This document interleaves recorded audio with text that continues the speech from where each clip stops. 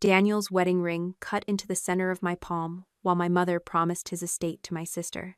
I was standing in the side hallway of the funeral home, 6 days after my husband died. The air smelled of lilies, furniture polish, and coffee that had burned down to a bitter crust. Through the thin door beside me, my mother lowered her voice and said, "Soon you'll have his $1 million for your wedding." My sister, Paige, did not ask why Daniel's money would belong to her. She asked, "Will it clear before the ballroom payment is due?" My father answered before Mom could. "Once Natalie signs the company acknowledgement, the estate pays us. She'll sign if she thinks it protects Daniel's name." The ring pressed deeper into my skin. I did not open the door. I did not give them the satisfaction of seeing me break. I stepped backward, looked at the clock above the coat rack, and fixed the time in my memory. Before I tell you how my parents tried to turn my husband's death into my sister's wedding fund, tell me how you are doing today.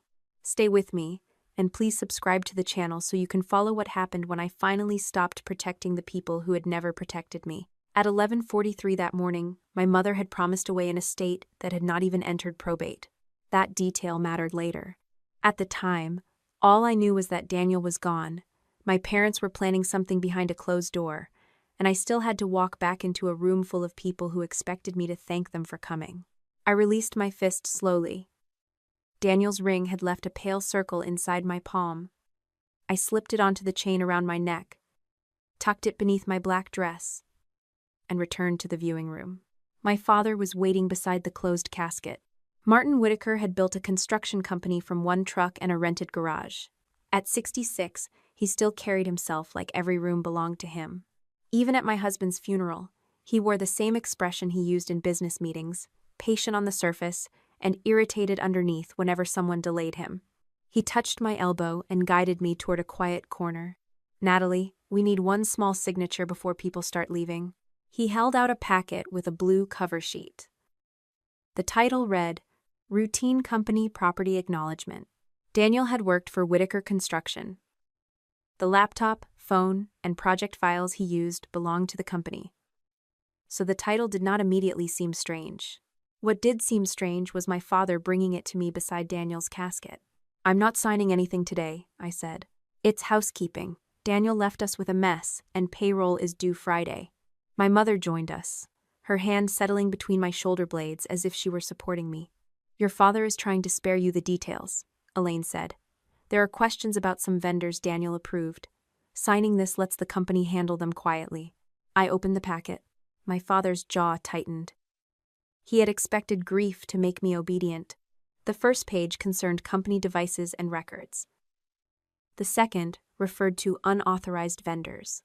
Halfway down the third page, a paragraph stated that I acknowledged Daniel had exercised personal control over certain vendor accounts and that his estate would cooperate in resolving resulting liabilities. I closed the packet. "This is not a property acknowledgement. It is standard language," Dad said. "Then your attorney can send it to mine." "You don't have an attorney for this." A woman behind him said, "She does now."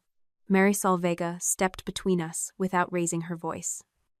She was 52, silver threaded through her dark hair, and she had the kind of calm that made louder people seem foolish. Daniel had hired her for estate planning 2 years earlier. I knew her name, but until that week, I had met her only once. She held out her hand. My father did not give her the packet. Marisol looked at me instead. "Did you sign anything?" "No." "Did you initial any page?" "No." Only then did she turn back to him. "Mr. Whitaker, I need a copy of every document your company has presented to Natalie since Daniel's accident." Dad's face hardened. "This is a family matter. It became an estate matter when you asked his widow to admit liability at his funeral." My mother drew herself upright. "No one is admitting anything. We are trying to protect Daniel's reputation." Marisol waited. Silence had always made my mother uncomfortable. She filled it by saying too much. "There may have been irregularities," Mom continued. "If we resolve them privately, no one needs to hear ugly accusations." I heard again what Dad had said behind the door. "She'll sign if she thinks it protects Daniel's name." I looked at Marisol. "Take the packet." Dad finally handed it over, but he kept his fingers on the cover for a moment. "You are making this bigger than it needs to be," he told me. "No," I said. I'm making sure I understand what you want me to sign. That was the first boundary I set after Daniel died. It would not be the last. Marisol placed the packet in a document sleeve and wrote the time, location, and my father's name across a label. She treated 3 pages of paper like evidence. My parents noticed. So did Paige. She approached us with her phone in one hand and a folded tissue in the other. At 31, my sister had perfected the appearance of fragility. Her mascara remained flawless while everyone around her worked to keep her comfortable. She wrapped her arms around me. "I hate that you're dealing with business today," she whispered. Her phone vibrated against my back. When she pulled away, the screen lit with a notification from a wedding planning app. Final ballroom balance due January 26. Paige turned the phone face down. "I thought you were postponing," I said. Her eyes widened as though I had accused her of celebrating Daniel's death. "We haven't decided anything." Grant came over from the guest book. He looked exhausted and uneasy in a dark suit that did not fit across his shoulders. "I told Paige we could move the date," he said. "No one would blame us." Paige's mouth tightened. "Daniel would want us to keep living," she said. "He loved family." Daniel had liked Grant. He had tolerated Paige. He had never once said that his death should finance their wedding. I looked at the app again before the screen went dark. I memorized the venue name and due date. "Do what you think you can live with," I said. Paige stared at me, searching for an accusation she could fight. I gave her none. That unsettled her more. Marisol asked to speak with me privately. We went into a small office used by the funeral director. The room had no windows. A brass lamp cast a yellow circle over the desk. "Daniel signed a will in 2023, she said. "It names you as the primary beneficiary and nominated executor. Does that mean I can stop whatever my parents are doing?" "Not yet. The court has not appointed you. Until probate is opened and you receive letters testamentary, you should not sign on behalf of the estate." I rubbed the chain at my neck. Did Daniel know they would do this? He knew there was a dispute coming at the company. What kind of dispute? Marisol chose her words carefully. He gave me a report and several working copies of records. He also left original documents and original media in a sealed steel box. A steel box? He instructed me to preserve it if Whitaker Construction tried to make him responsible for a vendor called Northline. The name meant nothing to me. What is Northline? I don't know enough yet to answer that honestly. It was not the answer I wanted, but it was the first honest answer anyone had given me all day. Why didn't Daniel tell me? I can't speak for him. I can tell you he did not believe he was going to die. That hurt more than the possibility that he had prepared for death. Daniel had made plans for a fight he expected to survive. Marisol told me she had come because Daniel had asked her to be present if anyone from the company approached me before probate opened. He had not predicted the funeral packet. He had simply known my father would move quickly if he felt threatened. "I need you to do 3 things, she said. "Do not confront them about Northline. Do not hand over any of Daniel's personal records. Call me before you sign anything connected to the company." I already heard enough to confront them. "What exactly did you hear?" I repeated every word from the hallway, including the time. Marisol wrote it down. "Good," she said. "Memory changes under stress. Record facts while they are fresh." That instruction gave me something solid to hold. By the time I left the funeral home, dusk had turned the windows into dark mirrors. My parents had gone to their house with Paige and Grant. They had not invited me. I was relieved. The drive home took 30 minutes. I remember the turn signal clicking too loudly and the empty passenger seat beside me. Daniel used to rest one hand on my knee at red lights. I kept expecting the weight of it. Our house was exactly as we had left it the morning of the accident. His running shoes sat beside the stairs. A mug with a hairline crack waited near the sink. His jacket hung over the back of a chair because I had complained for 10 years that he never used the hook. I set my purse down and opened the plastic bag the hospital had returned with Daniel's belongings. His wallet was there, his keys were there, his personal phone was there. His company laptop and company phone were not. A receipt had been folded beneath his watch. Whitaker Construction had reclaimed both devices through my father. The form carried Martin's signature, but the serial number lines were blank, and the time of transfer had not been recorded. The devices belonged to the company. Taking them back was not automatically wrong. Taking them without a complete inventory while state safety investigators were still preserving records was something else. I photographed the receipt from both sides. Then I changed the passwords on our personal email, cloud storage, banking, and home security accounts. I revoked every shared login I could find. Only after that did I listen to Daniel's voicemails. There were 4 from the week before the accident. The first was about dinner. The second reminded me to call the plumber. The third was just Daniel laughing because he had seen a dog riding in the passenger seat of a convertible. The fourth had been left 23 minutes before the collapse. His voice was low and hurried. "Nat, I'm heading back into the riverfront site. The crew should not be in that section, but Martin pushed the schedule again. If he tells you I took money, don't argue with him. Ask Marisol about Northline. Follow the delivery, not the invoice." I stopped breathing for a moment, then forced the air back into my lungs. Daniel continued. "I sent Marisol the report. Do not sign an admission for the company, even if they say it will protect me. I'll explain tonight." There was a pause, and the sound of a truck reversing somewhere behind him. "I love you. I'm sorry I kept this from you." The message ended. He had expected to come home that night. I sat at the kitchen table with my hands flat against the wood. Grief came hard, but it did not erase what he had asked me to do. I let myself cry until my vision cleared. Then I forwarded the voicemail to Marisol, saved 2 copies, and wrote down the date and time. Next, I opened a blank document. At the top, I typed timeline. The first entry was the accident. The second was the hospital. The third was the missing devices. The fourth was the packet. Then I wrote the sentence that turned my grief into a case I could understand. They promised away his estate before I had buried him. I called Marisol and told her to prepare the probate petition as soon as the courthouse opened.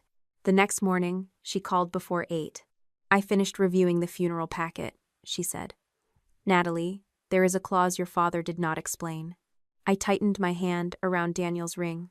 "What does it say?" "It says that by signing, you would acknowledge Daniel controlled Northline. My parents had not brought me routine paperwork at my husband's funeral. They had brought me the first draft of his confession." Marisol filed Daniel's will with the Davidson County Probate Court on October 2nd, 8 days after the funeral. 4 days later, the court issued the papers naming me executor of his estate. Until then, I had been Daniel's widow.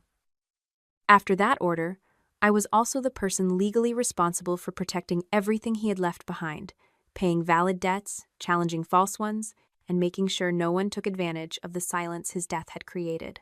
Marisol explained it across the conference table in her office. "The letters testamentary give you authority," she said. "They do not give you permission to move money wherever you want. You preserve the assets until we know what is legitimately owed. I'm not planning to spend anything. I know, but your family may describe caution as greed. You need to understand the difference before they start." Daniel's estate was substantial, but it was not a vault containing $1 million in cash. It included his investment account, his share of a small rental property, proceeds from a cabin he had inherited and sold, and money Whitaker Construction owed him under a written agreement to repurchase his minority interest. After the mortgage balance on the rental property, final medical charges, funeral expenses, and ordinary administration costs, Marisol estimated the net estate would be close to $1 million. The workers' compensation carrier had opened a separate death benefit file because Daniel had died at work. Marisol made it clear that those benefits were not part of the probate estate and could not be claimed by Whitaker Construction as repayment for anything Daniel had allegedly done. I set aside an estate reserve for legal fees, accounting costs, and expert review. I did not take out loans. I did not sell Daniel's investments in a panic. I did not distribute anything to myself. My mother still told relatives I was locking up the family money. The first time an aunt repeated that phrase to me, I asked one question. "Whose family money?" She did not call again. For nearly 2 weeks, nothing official arrived from Whitaker Construction. My father did not apologize for the funeral packet. My mother sent messages asking whether I was eating, sleeping, and remembering that stress could make people suspicious. Paige sent pictures of flowers. She framed each one as a request for my opinion. White roses or ivory ranunculus? Tall arrangements or low ones? Did the ballroom look too dark in winter? I answered none of them. On October 20th, a courier delivered the creditor claim. Whitaker Construction claimed Daniel's estate owed the company $892,000. The number was printed in bold at the top of the first page. The company alleged that Daniel had created an unauthorized supplier called Northline Industrial, approved inflated invoices, received personal payments through a consulting account, and caused project delays and contract losses when the materials he purchased failed inspection. They were accusing my dead husband of stealing from the company and then demanding that his estate pay for the damage. 3 exhibits were attached. The first was a vendor summary listing Northline as a supplier Daniel had personally recommended. The second was a group of invoices with his electronic approval. The third was a calculation of losses that included replacement materials, penalties, legal expenses, and expected damage to the riverfront contract. Marisol read every page twice before she spoke.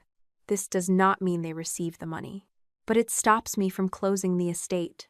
It can delay distribution while we contest it. They still have to prove the debt. They know that. Yes. I looked at the amount again. They don't expect to win in court. Marisol leaned back slightly. What do you think they expect? They expect me to get tired. That afternoon, my father called and asked me to come to the family house without Marisol. I refused. He said lawyers made families cruel. I told him lawyers had not brought a confession to Daniel's funeral. The meeting took place 2 days later in Marisol's office. Dad arrived with the company's attorney. Mom sat beside him in a navy dress and held a folder on her lap. Paige and Grant took the chairs nearest the door. Grant looked at me once, then lowered his eyes. My father began as though he were presenting a reasonable business solution. The company has no desire to drag Daniel's name through a public hearing, he said. We are prepared to reduce the claim. To what? Marisol asked. $650,000. My mother gave me a sorrowful look. That would leave you with something, she said. More than enough to begin again. Begin what again? Your life. I watched her hands. Her nails were newly done in the pale pink shade Paige had chosen for the wedding. Dad continued. Daniel made mistakes under pressure. If this goes further, the insurance companies and state investigators will see every transaction. We can settle privately and describe it as a business disagreement. You accused him of stealing. We used the language required to preserve the company's rights. Marisol turned to the company attorney. Are you threatening criminal referral if the estate refuses to settle? The attorney shifted in his chair. No one is threatening anyone. Paige spoke before he could continue. Can we please stop talking like strangers? If Natalie signs, everyone can move on before the wedding. Grant looked at her. Paige, he said quietly. What? This has been hanging over all of us. Daniel had been dead for 34 days. My sister was tired of his death interfering with her plans. Dad placed a proposed settlement on the table. If you sign this week, the company reduces the claim and avoids any public accusation of deliberate theft. Payroll continues. The projects continue. Hundreds of employees keep their jobs. There it was. Not a threat against me, a threat wrapped around people who had nothing to do with the fraud. I thought of the crews Daniel used to talk about over dinner. Men and women who worked in freezing rain and summer heat. Apprentices who needed their health insurance. Parents who could not afford to miss a paycheck. My father knew exactly which part of me he was pressing. I slid the document toward Marisol. I'm not discussing a settlement until she reads every line. Dad's patience cracked. You always need someone else to tell you what to think. No, I need someone qualified to tell me what you hid in the language. The meeting ended 10 minutes later. My parents left together. Paige followed them, but Grant stayed behind long enough to look at me. I didn't know the claim was that high, he said. I could not tell whether he was ashamed or calculating how much would remain for Paige. Ask her where she thought the wedding money was coming from. His face tightened. Then he left without answering. Marisol spent the next hour reviewing the settlement. The most dangerous sentence appeared on page 9. As executor, I would acknowledge that Daniel had exercised exclusive control over Northline's vendor account, its approvals, and all related transfers. Exclusive control.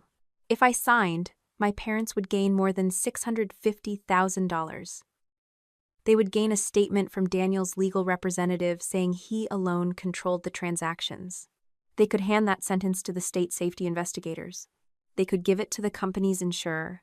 They could use my signature to separate Martin, Elaine, and Paige from everything done through Northline. The settlement was not simply a way to take the estate.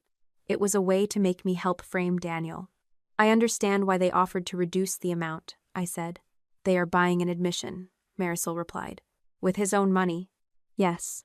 She asked whether I wanted to reject the proposal immediately. I did, but I made myself slow down. I want to understand every allegation before we answer. That evening, I created a 4-column table. The first column listed each fact the company claimed. The second listed the source they cited. The third listed what the source actually proved. The fourth listed what was missing. Northline created by Daniel. Source, vendor summary. Missing, application, tax record, account creator, approval history. Daniel received money. Source, transfer to Daniel Ross Consulting. Missing, account. Opening documents, withdrawals, actual beneficiary, Daniel approved invoices. Source, electronic approval image. Missing, device, login session, upload history, original timestamp. I worked until after midnight. Organizing the accusations did not lessen my grief, but it stopped the accusations from becoming one shapeless mass. Each claim had edges. Each edge could be tested. The first break came from an invoice included in Whitaker Construction's own filing. The company said Daniel had approved it on the afternoon of September 18th. At the bottom of the exhibit was an upload timestamp, 2:14 in the afternoon. At 2:14, Daniel had been in emergency surgery. I knew because the surgeon had come to the waiting room at 2:27 and told me they were still trying to control the internal bleeding. I called Marisol before sunrise. The invoice was uploaded while Daniel was unconscious. She asked me to read the timestamp twice. Then she said, "Do not say he could not have approved it yet. He was in surgery. The upload time may not be the signature time. Someone could claim he approved it earlier and another employee uploaded it later." The correction frustrated me, but she was right. I had found a contradiction, not a conclusion. By 9 that morning, Marisol had sent formal preservation demands to Whitaker Construction, Northline's vendor portal, the company's outside information technology provider, and the bank connected to the consulting account. The demands required them to preserve login histories, device identifiers, email headers, version records, server backups, access logs. No one was yet being ordered to give us everything. But once they received notice, destroying or altering the records would create another problem for them. My parents reacted before the information technology provider did. Mom left a voicemail saying she could not believe I was treating the family like criminals. Dad emailed me a list of employees whose jobs he said were endangered by my refusal. Paige posted a photograph of herself and Grant outside the ballroom. Beneath it, she wrote that family funds would clear soon and that after a painful season, their celebration was finally moving forward.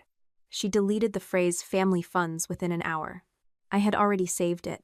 The shared wedding planning app also showed that the final ballroom balance was due within days of the proposed settlement deadline. The timing did not prove the estate was intended to pay the bill. It did prove Paige expected a financial event connected to the family to occur before the wedding deadline. I added both items to my table and labeled them context, not proof. That distinction became important. I was beginning to understand that a convincing lie often contained many facts. My parents were counting on me confusing facts with the story they had built around them. 3 days later, Marisol called while I was at work. The outside information technology provider responded to the preservation demand. I closed my office door. What did they find? Preliminary account activity under Daniel's user credentials. From before the accident? Some of it. I waited. Marisol's next words came slowly. His account was active 2 hours after the hospital recorded his death. My fingers tightened around the phone. Someone used his password? We do not know that yet. It could be a stored session, delegated access, an automated process, or a person using his credentials. Do not attach a name to it. What did the account do? The provider can confirm it opened the safety report file. A second document arrived while we were speaking. I heard Marisol's keyboard stop. What is it? I asked. The preliminary log shows a status change. From what to what? She was silent for a moment, reading the line again. From rejected to approved. My father had claimed Daniel approved the dangerous materials before the accident. Someone had changed the record after he was dead. The first person who officially told me Daniel's records had been altered was not Marisol or the private examiner. It was a Tennessee OSHA investigator named Owen Mercer. He met us in a government office on the last Monday of October. The room was narrow, with beige walls, a metal filing cabinet, and a window overlooking a parking garage. Mercer placed a digital recorder between us and explained that he was still gathering facts. He could not share witness statements, internal conclusions, or the full investigative file with me. "I understand," I said. What I wanted to say was that my husband had died at a site my father controlled, and everyone seemed to have more access to the truth than I did. Instead, I handed him a copy of Daniel's final voicemail and the stop work notice Marisol had received before the accident. Mercer read the notice carefully. It identified the Riverfront Warehouse Project, the Eastern Support Line, and a group of structural connectors whose certification Daniel had been unable to verify. At the bottom was Daniel's instruction that no work continue in the affected area until the material records were confirmed. "This copy came to your office before the collapse?" Mercer asked Marisol. "Daniel emailed it to me at 8:17 that morning," she said. "The original email, headers, and attachment have been preserved." Mercer made a note. "The company's version is different." I sat straighter. "Different how?" "The records initially provided to us show the area as approved for limited work." "Approved by Daniel?" "The file contains his electronic approval. That was added after he died." Mercer's expression did not change. "We have received notice of account activity after his death. Our technical team is coordinating with the appropriate agencies." I wanted him to say he believed me. Instead, he did what competent investigators were supposed to do. He separated what we suspected from what he could prove. "Did my father give you the approval file?" I asked. Whitaker Construction provided the required safety records after reporting the fatality. The company had reported Daniel's death within hours, just as the law required. They had not hidden the collapse or pretended it happened elsewhere. They had done something more calculated. They had given investigators a version of the truth prepared to survive an initial review. Mercer asked me when Daniel first mentioned Northline. I told him about the voicemail, the funeral packet, and the creditor claim. I did not tell him what I believed Page had done. At that point, belief was still ahead of evidence. When the interview ended, Mercer accepted the voicemail through a formal evidence transfer. Marisol kept our original copy and documented the handoff. In the hallway, I asked her whether Tosha would stop the creditor claim. "No," she said. "The safety investigation and probate dispute are separate. So my family can accuse Daniel of causing the accident while the agency is still deciding what happened? They can make the accusation. They still have to support it." Every answer seemed to end with the same requirement: proof. 2 days later, Marisol arranged a meeting with one of the workers Daniel had pulled out of the collapse zone. His name was Luis Mendoza. He was 26 and had worked for Whitaker Construction for 3 years. He arrived at Marisol's office wearing a canvas jacket over his work clothes. Dust had settled into the seams of his boots. Luis would not sit at first. He stood beside the conference table with his hands in his pockets and looked at the door every time someone passed in the corridor. "You are not being recorded," Marisol told him. "I will take notes. You may stop at any time." He nodded but remained standing. I thanked him for coming. His eyes moved to the ring hanging from my necklace. "Daniel saved me," he said. The words were direct, without performance. Luis told us that Daniel had arrived at the riverfront site angry. He was not shouting at the crew, he was shouting into his phone at someone Luis assumed was in the office. Daniel ordered everyone away from the Eastern Support Line. He showed Caleb a certificate and said the numbers did not match the material delivered. "Did he say North Line?" I asked. Luis thought for a moment. "He said the supplier wasn't cleared. He said somebody skipped the paperwork." "Did you see Daniel approve the area afterward?" "No." "Did anyone tell you he had?" Luis looked down. After the accident, one of the company lawyers said Daniel had changed his mind. They asked whether I remembered him saying the work could continue. "What did you tell them?" "That I didn't hear him say that." Marisol asked, "Were you asked to sign anything?" "They gave me a statement. I didn't sign it." He had been standing near a temporary access platform when Daniel saw movement in the frame above them. Daniel grabbed Luis by the back of his harness and shoved him toward the clear zone. Another worker, Mason Reed, was closer to the failing connection. Daniel reached him next. Mason escaped with a fractured wrist and cuts across his shoulder. Daniel did not make it out. "Will Mason speak with us?" I asked. Luis's hesitation gave me the answer before he did. "His older brother runs one of Martin's concrete crews," he said. "Mason's worried they'll both lose their jobs. My father cannot fire them for telling the truth." Marisol glanced at me. The law and reality were not always the same thing. Luis agreed to let Marisol pass his information to Mercer. He was not ready to sign an affidavit, but he was willing to speak with Tosha again if contacted through counsel. I thanked him. He finally sat down. "There's something else," he said. Daniel kept saying the bolts weren't the bolts on the certificate. "They were bolts?" I asked. "Big structural bolts and connector pieces. They came in heavy boxes. Caleb knew which shipment." That was the first time Caleb Turner's name entered the investigation as more than a line in a personnel file. My father had already offered his version of Caleb. According to Martin, Caleb had a history of taking scrap material from job sites without permission. The company had disciplined him the previous year. Dad suggested Caleb and Daniel might have cooperated to divert materials or hide purchases through Northline. The accusation was convenient. Caleb had access to deliveries. Daniel had authority over project approvals. Northline connected both. Marisol warned me not to approach Caleb alone. She arranged a meeting at the office of an attorney representing several employees in the Tosha investigation. Caleb was 58, broad through the shoulders, with gray hair cut close to his scalp. He wore a clean work shirt and held his cap between both hands. He did not look at me when we were introduced.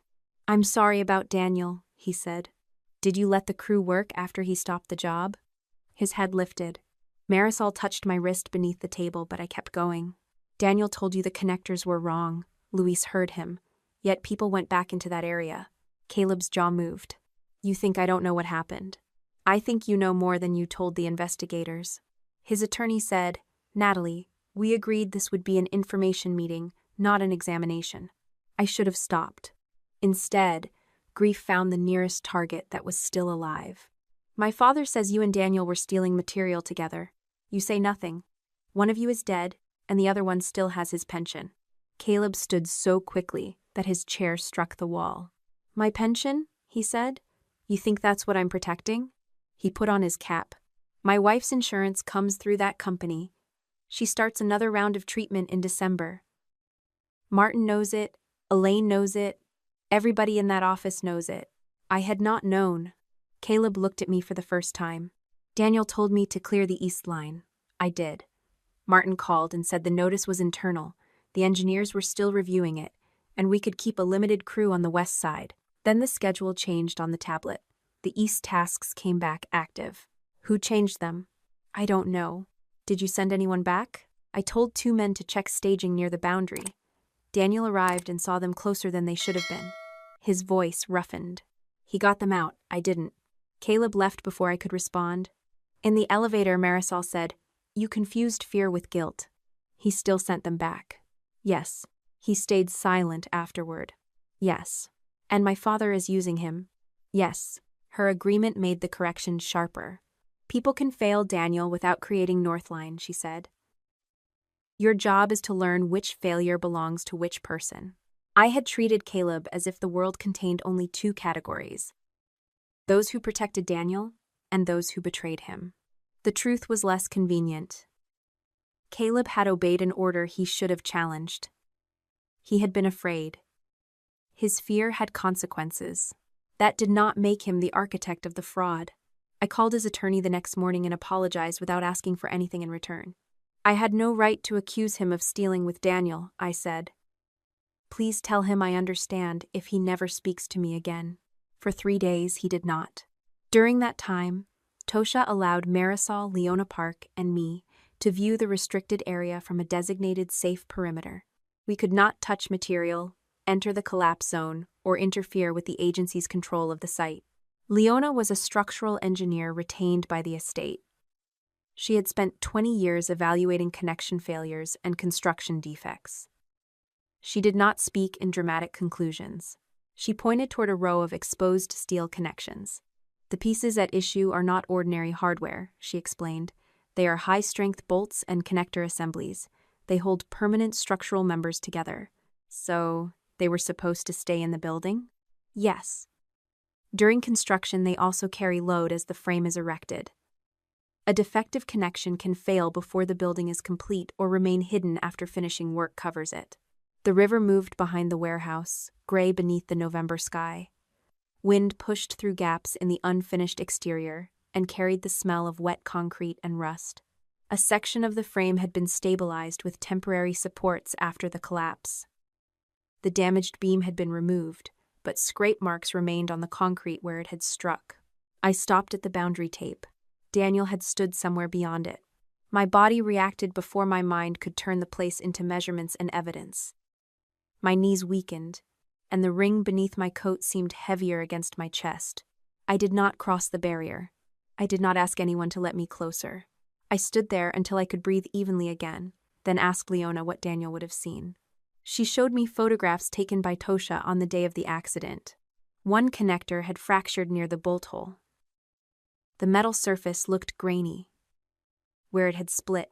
A fracture can happen for several reasons, she said. Improper installation, excessive load, manufacturing defect, material substitution, or a combination. We need laboratory testing. Could the wrong certificate hide that? A mill certificate is supposed to identify the material's heat lot and test results. If the certificate belongs to a different lot, you lose traceability. Daniel's voicemail returned to me. Follow the delivery, not the invoice. Invoices could be changed. A physical shipment had to come from somewhere. That evening, Caleb's attorney called Marisol. Caleb was willing to meet again, but only at her office and only if Tosha was notified before anything changed hands. When he arrived the next morning, he carried no bag or loose piece of metal. He brought photographs and a written description of an unopened manufacturer's box, stored in a locked maintenance cage at a different Whitaker facility. Daniel told me to hold one full box from the shipment, Caleb said. He said if the paperwork changed, the seal would matter. Why didn't you give it to Tosha immediately? I asked. Because Martin called the night Daniel died and told me every Northline item belonged to the company. He said removing anything would be theft. Caleb looked at Marisol rather than me. I already had that scrap write-up. He told me if I made another mistake, I'd lose my pension. Elaine called the next day and asked how my wife was feeling. The question had sounded compassionate. Caleb had heard the warning inside it. Marisol contacted Mercer while we were in the room.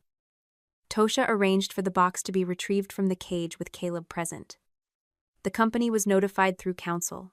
No one allowed us to quietly move it into the trunk of a car or treat it like a secret prize. At the transfer, Marisol recorded the seal, manufacturer markings, box number, and packing slip. Mercer documented the location and condition. Caleb signed a statement explaining when Daniel asked him to preserve it and why he had delayed reporting it. The box remained unopened until it reached an approved laboratory. Caleb also gave us photographs Daniel had taken on the delivery date. One showed stacked boxes beside the riverfront warehouse. Another showed a white label with a heat lot number. Leona compared the number to the packing slip. They match, she said. The supplier listed on the slip was Northline Industrial. For the first time, Northline was no longer just a name in a creditor claim or a transaction on a screen. It was printed on a shipment tied to the steel that failed. The manufacturer responded to the laboratory's inquiry within 48 hours. The heat lot had been the subject of a technical warning. Samples from the batch had failed to meet the required tensile strength range. The manufacturer said the lot should not have been represented as compliant for the structural application shown in Daniel's project records. That did not yet prove every connect gather. It did not gather. It did not prove the fracture alone caused the collapse. It did prove Daniel had been right to stop the work. The packing records created a second problem. The Northline shipment had not gone only to the riverfront warehouse. Delivery records showed boxes bearing the same heat lot number had been divided among 3 Whitaker construction projects. One was the warehouse. The second was an office renovation still under construction. The third was a converted textile building where restaurants and shops had already opened in completed sections while construction continued elsewhere. Leona was careful with her words. "We do not know that installed connections at either site are defective," she said. "We know material from a warned lot may have been delivered. Both sites need inspection." Marisol sent the records to Mercer and the appropriate building authorities through documented channels. My father called me less than an hour later. "What did you give the state?" His voice told me he knew before any formal notice had reached him. "Talk to your attorney. Natalie, if regulators shut down 3 projects because of incomplete information, people will lose their jobs. Then you should have given them complete information after Daniel died. You do not understand construction." "No." Dad lowered his voice. "Caleb is protecting himself. He has stolen from the company before. He took discarded scrap and returned the money after you disciplined him. That does not make him responsible for your vendor records. You have no idea what Daniel was involved in. Then prove it without asking me to sign his confession." I ended the call. That night, Leona sent a preliminary comparison note. The unopened box preserved by Caleb and a sample controlled by Tosha bore the same heat lot markings. Their physical characteristics were consistent enough to justify full laboratory comparison, but the official material file Whitaker Construction had given investigators listed a completely different heat lot, one with valid certification. I read the 2 numbers several times. The material at the site matched the shipment Daniel had questioned. The company file described a safer shipment that did not appear to be there. Someone had not merely changed whether Daniel approved the work. Someone had changed the identity of the steel that killed him. The first bank record with Daniel's name on it frightened me more than the altered safety report. A forged approval could be explained by stolen credentials. A payment account called Daniel Ross Consulting suggested planning, ownership, and intent. It suggested that while Daniel came home each night and told me he was trying to fix my father's company, he might have been building a second business with money taken from it. Whitaker Construction submitted the account records as additional support for its creditor claim in the first week of November. According to the summary, Northline had transferred more than $180,000 into Daniel Ross Consulting over 9 months. My father's attorney called it evidence of self-dealing. My mother called it proof that grief had blinded me. She did not say those words to me directly. She said them to women from her church, 2 members of the Historical Preservation Board, and an old family friend whose husband had once invested in one of Dad's projects. By the end of the week, people were no longer asking whether Daniel had done something wrong. They were asking whether I had known. I did not respond publicly. The reason was not restraint alone. Daniel had drafted a business plan. I found it in our personal cloud storage inside a folder labeled Future. It outlined a small consulting firm that would help regional contractors review procurement systems, construction safety records, and vendor compliance. The proposed name was Daniel Ross Consulting. The file had been created 7 months before his death. I read it at the kitchen table where I had listened to his final voicemail. The first page described his experience at Whitaker Construction. The financial section estimated what he would need to leave the company, pay for health insurance, rent office space, and survive a year without steady clients. He had written notes in the margins. Talk to Natalie before resigning. Do not use Whitaker client list. Confirm non-solicitation terms with Marisol. He had planned to tell me. He had not done it yet. That distinction did not erase the anger. I had spent weeks defending him while learning, piece by piece, how much of his life he had kept outside our marriage.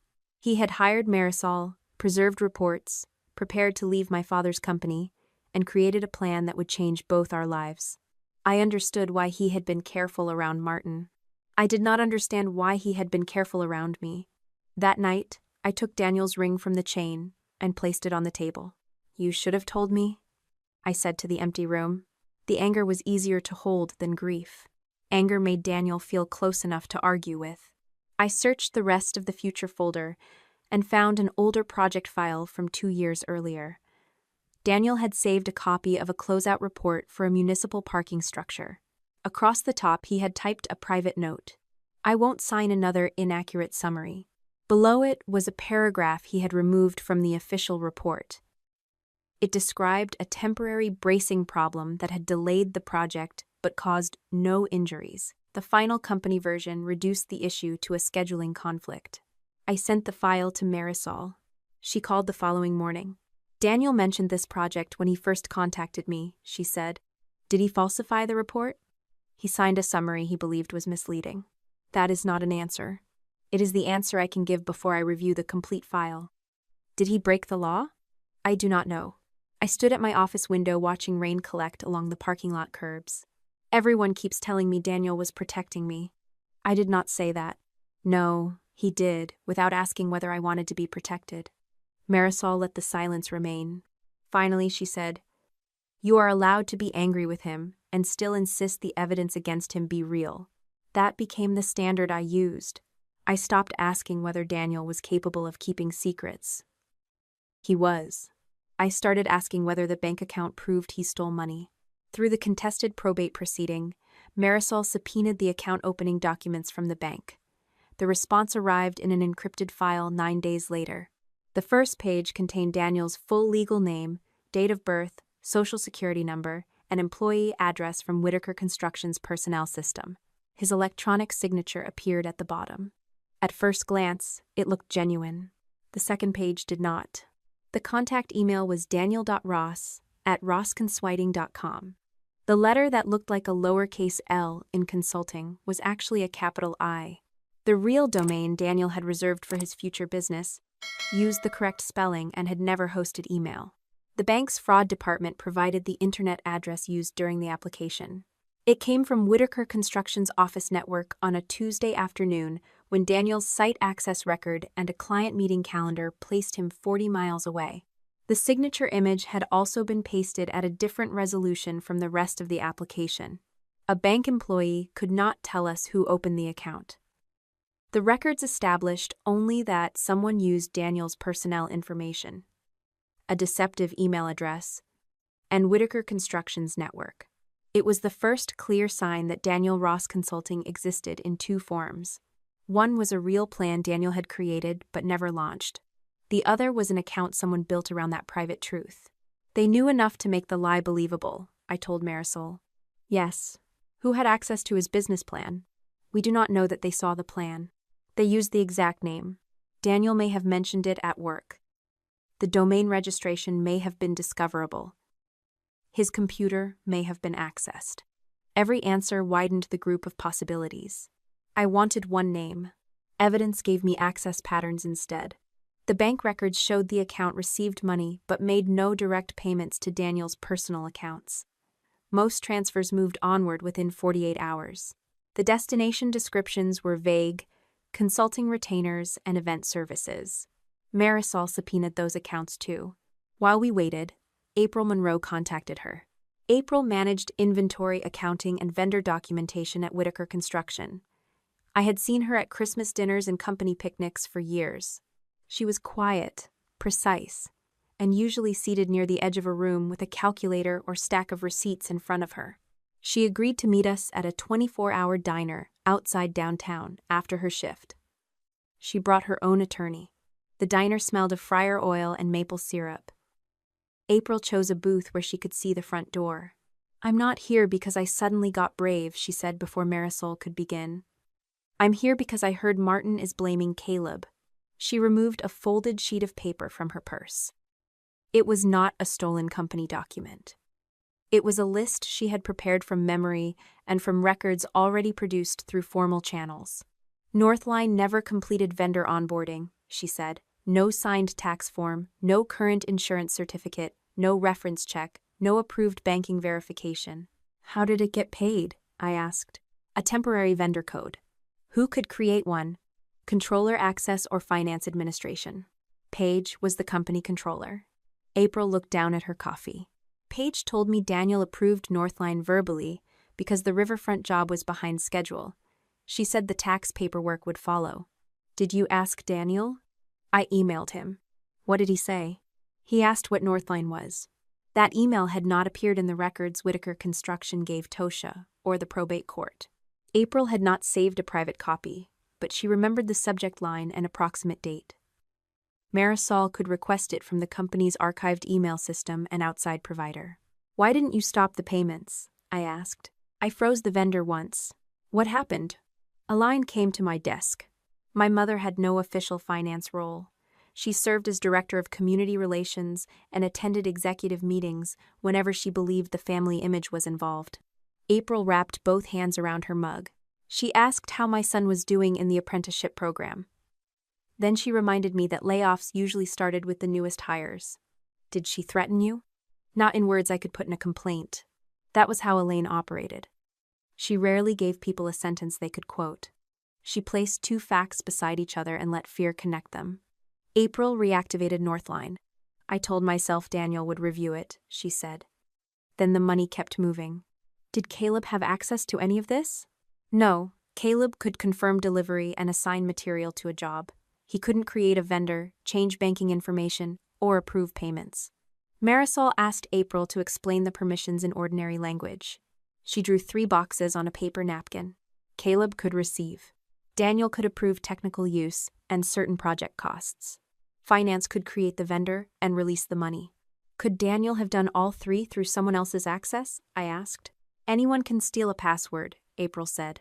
But the system records which role completed each step. Northline was created through finance administration. The banking profile was entered through controller-level access. Page's level. That did not prove she was the person at the keyboard. Other senior users might have shared credentials or delegated access. I had learned not to turn a strong lead into a verdict. April's attorney arranged for her statement to be provided through the proper channels. Marisol requested the vendor access matrix and archive logs. The access matrix arrived 3 days later. Caleb had no permission to create Northline, approve its banking details, or insert Daniel's electronic signature.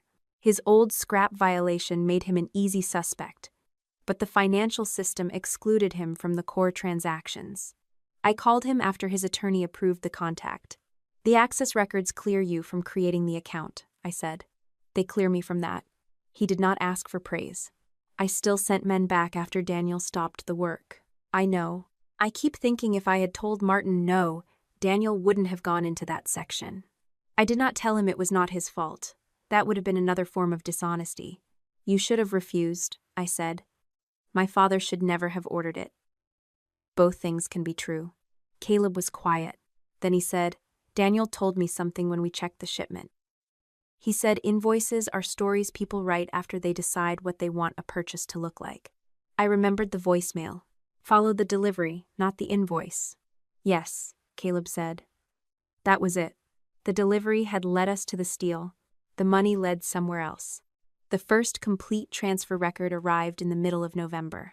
Northline had received a payment from Whitaker Construction, transferred part of it to the false Daniel Ross consulting account, and sent another portion to a Nashville event company called Ark and Laurel Events. Ark and Laurel had then paid $40,000 to the ballroom where Page planned to marry Grant. The payment had been made 6 weeks before Daniel died. I read the record several times, checking the account numbers and dates. Page had claimed the wedding fund would become available after the estate settlement. Yet someone had already used money from Northline to secure her venue while Daniel was alive. That could be a legitimate company event payment, I said, forcing myself to test the innocent explanation. Marisol nodded. It could. The ballroom hosts corporate events. It does. Ark and Laurel could have had more than one client. Yes. We requested the underlying contracts rather than announcing what we thought we had found. The ballroom's record answered first. The deposit was attached to Paige Whitaker and Grant Holloway's wedding reservation. The payment memo described it as a private event deposit. Ark and Laurel's internal reference used Paige's initials and wedding date. Grant's name appeared on the contract. His signature did not appear on the payment authorization. I did not call him. I did not call Paige.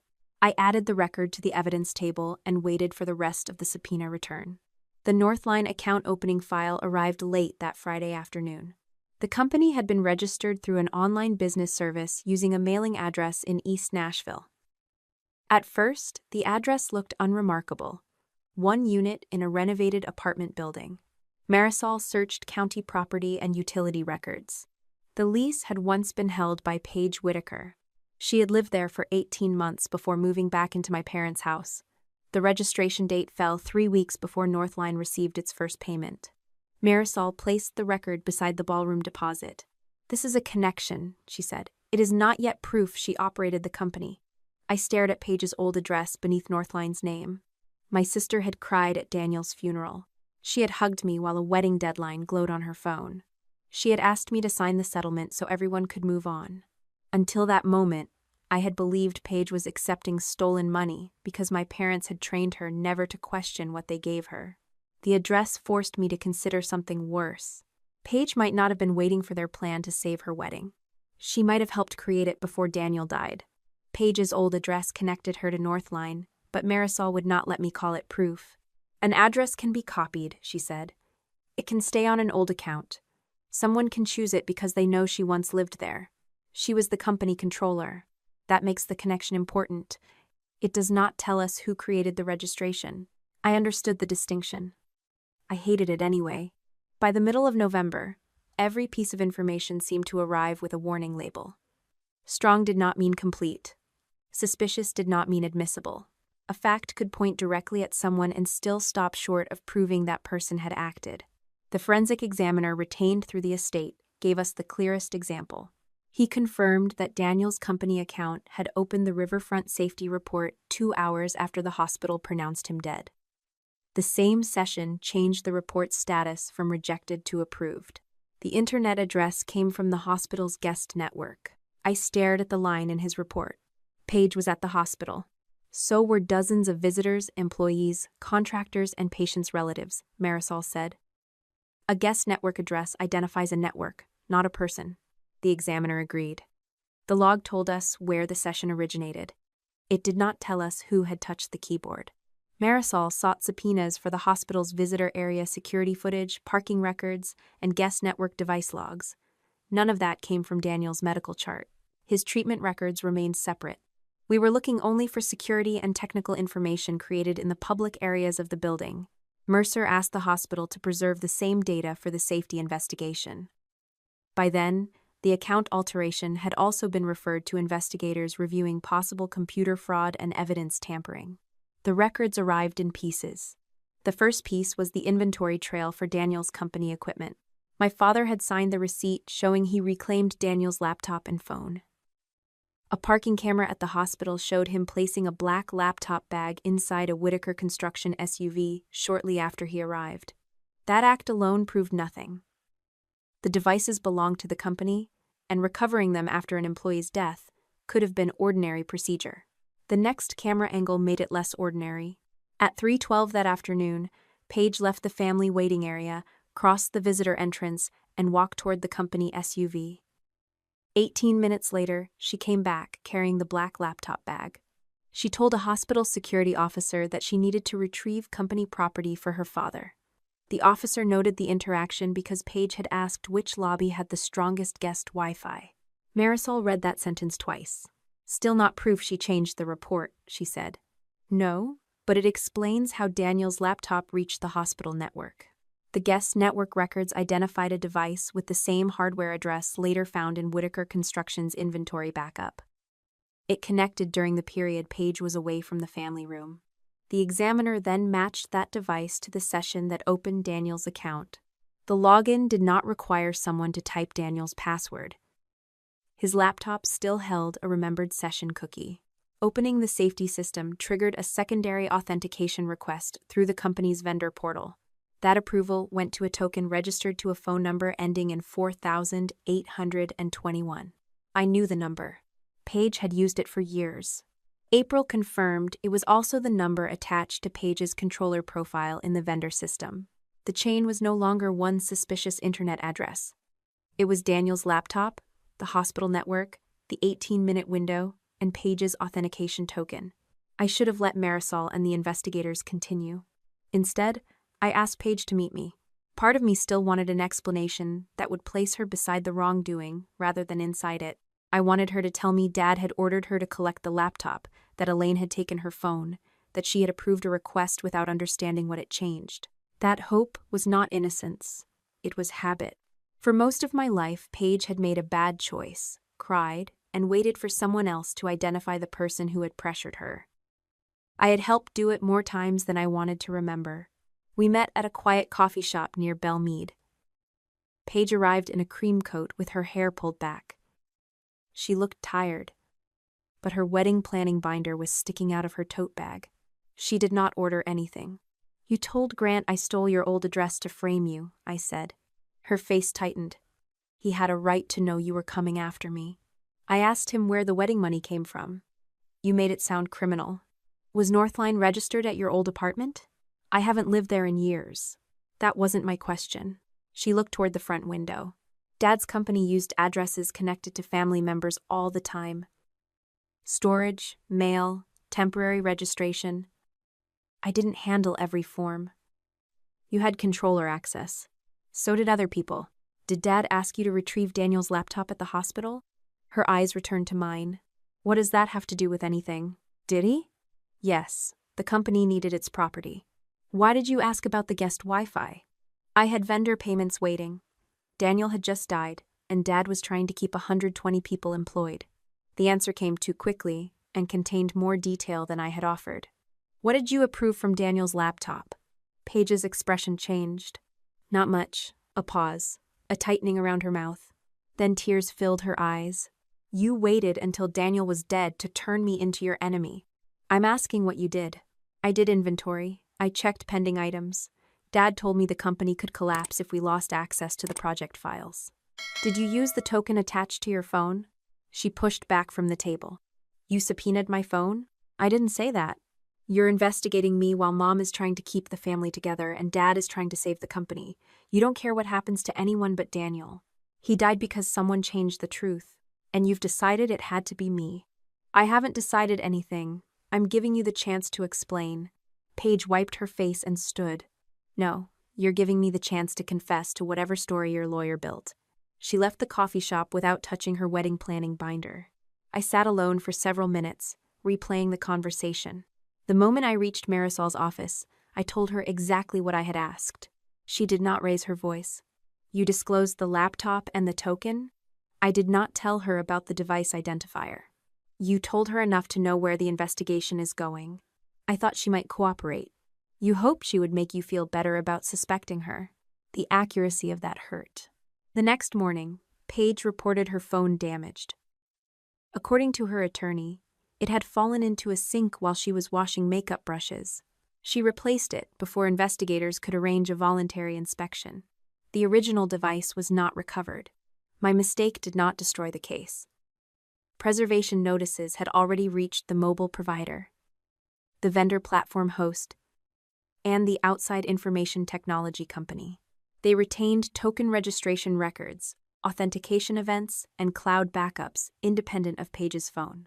But the device itself might have contained local messages, cached files, or evidence showing who had held it during the hospital session. I had warned her. I added that mistake to my timeline, rather than inventing an excuse for it. Daniel had once told me that intelligence was not the same as never being wrong. Intelligence was recognizing when pride had entered the decision and correcting course before it cost more. After that meeting, I stopped contacting Paige directly. The next important discovery came from a detail so small my father's attorney had probably never noticed it. Daniel labeled his working drafts. The copy he sent Marisol before the accident carried a footer that read DR-17. Between two paragraphs, he had also left a slightly wider space. It was not a trap involving false safety information. It was ordinary version control, the kind he used so he could tell which copy someone was reviewing. The company claimed Daniel later approved a final report. That supposed final file also carried DR-17 and the same harmless spacing pattern. If Daniel finalized it, why would it keep the working draft marker? I asked. "It should not," the examiner said. Daniel's standard process created a new version number when he signed a report. The final copy would have carried DR-18, a locked digital certificate, and a separate archive entry. No DR-18 existed. Someone had opened the old working draft, changed, rejected to approved, pasted in Daniel's electronic signature, and presented the altered copy as his final decision. The marker did not identify the person who made the change. The device and token records did that work. Together, they established something stronger than either could alone. Daniel had never created the approved version. The full bank returns arrived 3 days later. Marisol spread them across the conference table and reduced the money trail to 3 steps. First, Whitaker Construction paid Northline for structural materials and related services. Second, Northline split the money. One portion went to the false Daniel Ross consulting account. Another went through ARC and Laurel Events to vendors connected to Paige's wedding. Third, most of the money placed under Daniel's name moved back into a reserve account controlled by Whitaker Construction. The false consulting account had not enriched Daniel. It had held money briefly, made it look as though he had received personal payments, and then returned the funds to an account the company used to cover project shortages. The money had left Whitaker Construction, worn Daniel's name for a few days, and come back clean enough to hide where it started. The wedding money did not come back. $95,000 had reached Paige's vendors. $40,000 went to the ballroom deposit. $28,000 went to Arc and Laurel for design, rentals, and coordination. $17,000 went to a florist. $10,000 went toward a house furnishing package Paige had arranged for after the wedding. Those payments stretched across months. They were not a desperate decision made after Daniel died. They showed that Paige had benefited from Northline while Daniel was still alive and questioning the vendor. Grant's salary and Paige's salary were high, but their planned wedding cost roughly $180,000, and they were preparing to buy a house close to $900,000. Their income supported a comfortable life. It did not explain the deposits they had already paid, while insisting they had little cash available. The subpoenaed records also showed that Grant had signed the venue contract, but had not authorized the payments. The shared wedding account listed Paige and Elaine as the contacts for financial changes. I thought about calling Grant. I did not. Marisol sent the bank package to the investigators and added it to the estate's formal objection to the creditor claim. For the first time, the evidence formed one continuous story. Paige's old address connected her to Northline. Her controller access connected her to its creation. Her phone token connected her to the altered report. Her wedding vendors connected her to the money. Daniel's false account connected the fraud to the accusation against his estate. My parents had not found a convenient way to use Daniel's death after the accident. The structure had already existed. His death gave them the chance to finish it and place every remaining liability on a man who could no longer object. 2 days later, a local business website published an article with the headline, "Widow Blocks Settlement as Contractor Fights Late Executive Secret Vendor Scheme." The article said I had refused a private resolution that would preserve Daniel Ross's reputation while acknowledging his exclusive control over the disputed accounts. I read the sentence again. Exclusive control. That phrase did not appear in the public creditor claim. It appeared only in the confidential settlement draft exchanged between the lawyers. Someone with access to the private negotiations had given it to the reporter. The bank records showed Paige had used Daniel's name to move money. The article showed my mother was ready to use mine to destroy anyone who believed me. The article appeared on a Tuesday morning, but the damage had begun before most people finished breakfast. By 9, 2 board members from my workplace had forwarded it to me. At 10, a former Whitaker Construction client asked whether Daniel had used my position to hide money. Before lunch, someone left a printed copy beneath the windshield wiper of my car. I carried it into Marisol's office without folding it. The reporter had quoted a phrase from the settlement proposal: exclusive control over the disputed vendor accounts. That wording did not appear in the public creditor claim. It existed only in the confidential draft exchanged between the 2 legal teams. Marisol placed the article beside her copy of the settlement.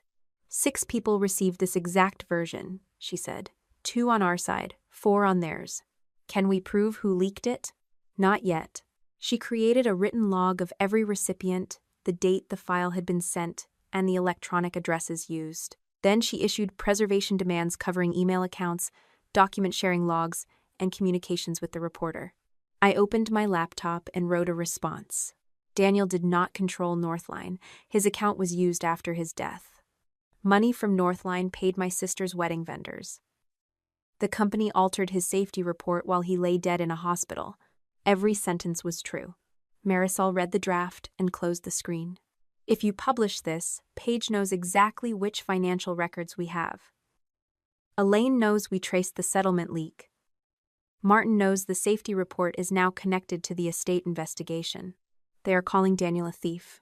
They want you angry enough to reveal the investigation for them. I hated the logic because it was sound. My silence had always been useful to my family. This time, however, I was not silent because they had intimidated me. I was silent because I had chosen the timing. I saved the response in a private folder and did not publish it. 2 days later, Elaine appeared at a charity luncheon hosted by a regional children's foundation. I was not there. The foundation posted the event recording on its public website, and an old family friend sent the link to me with a message asking whether I had seen what my mother said. Elaine stood at a podium beneath a banner about resilience and community care. She wore soft gray and spoke without notes. My family has endured a devastating season, she told the room. We lost a man we loved, and we discovered that grief does not erase the consequences of decisions made under stress. She never said Daniel had stolen money. She did not need to. She spoke about protecting employees, honoring commitments, and repairing damage without humiliating the dead. Then she asked the audience to pray for a family member who had allowed pain to become anger. The camera showed several women nodding. My mother had turned me into the threat without using my name.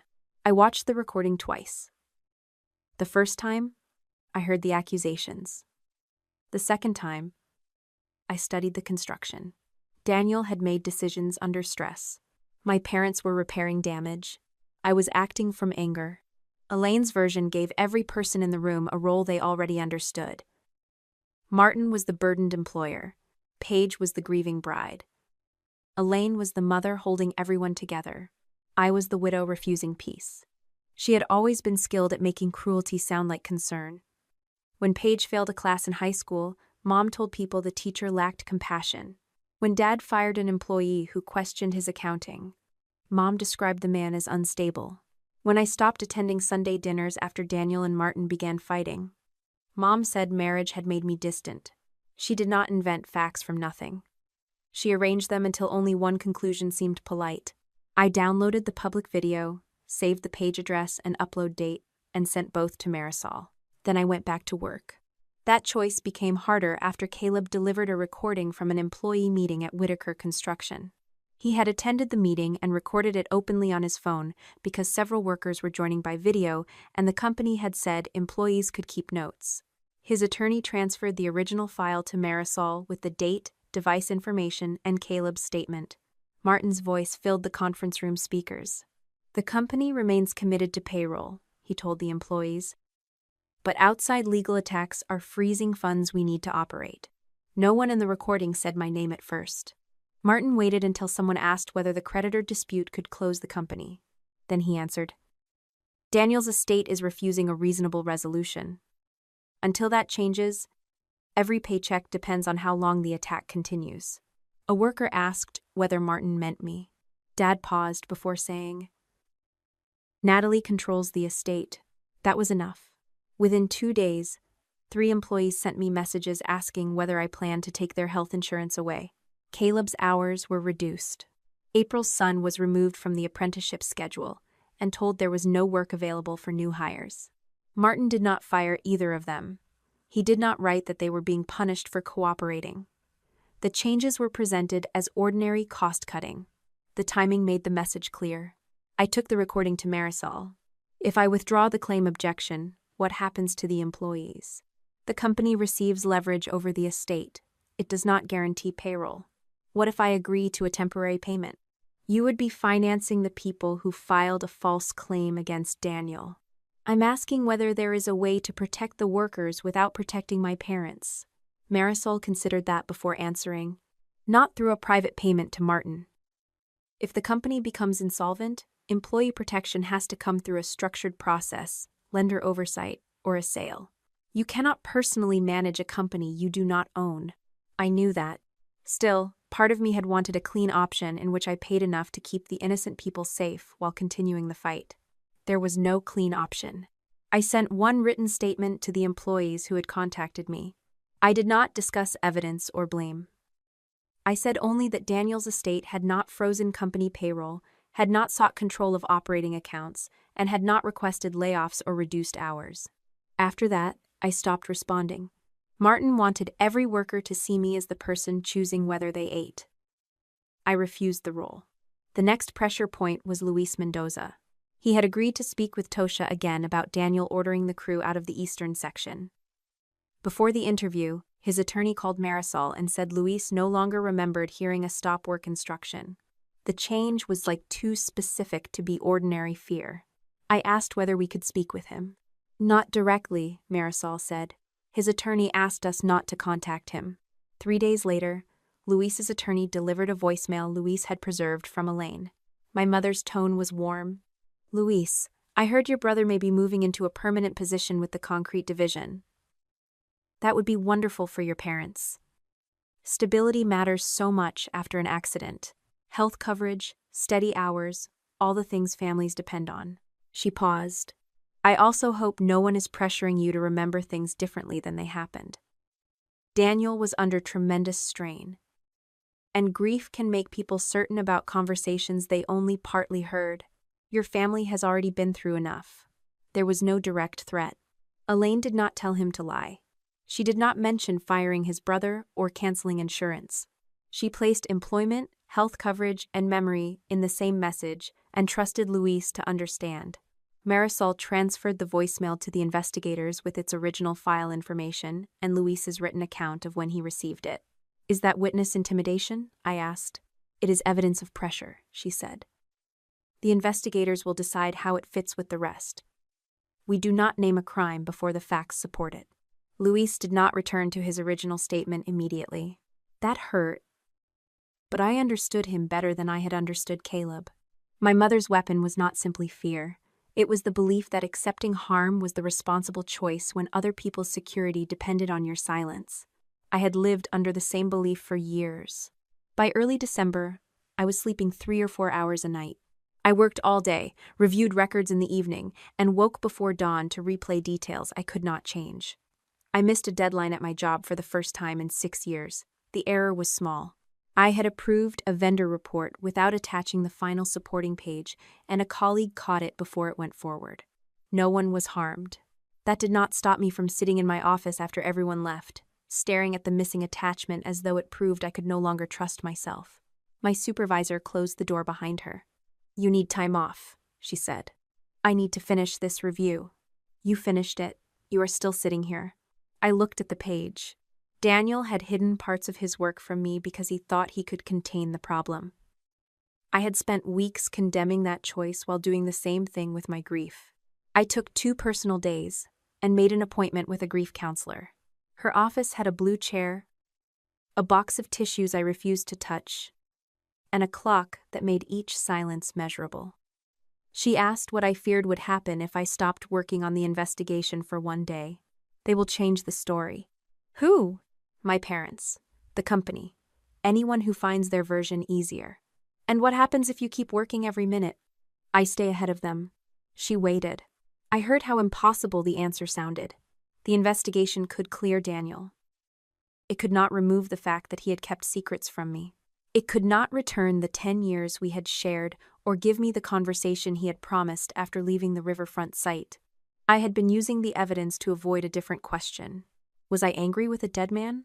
Yes, I said. It was the first time I admitted it aloud. I was angry that Daniel had trusted Marisol with records he did not trust me to see. I was angry that he had planned a new career without asking whether I wanted the risk.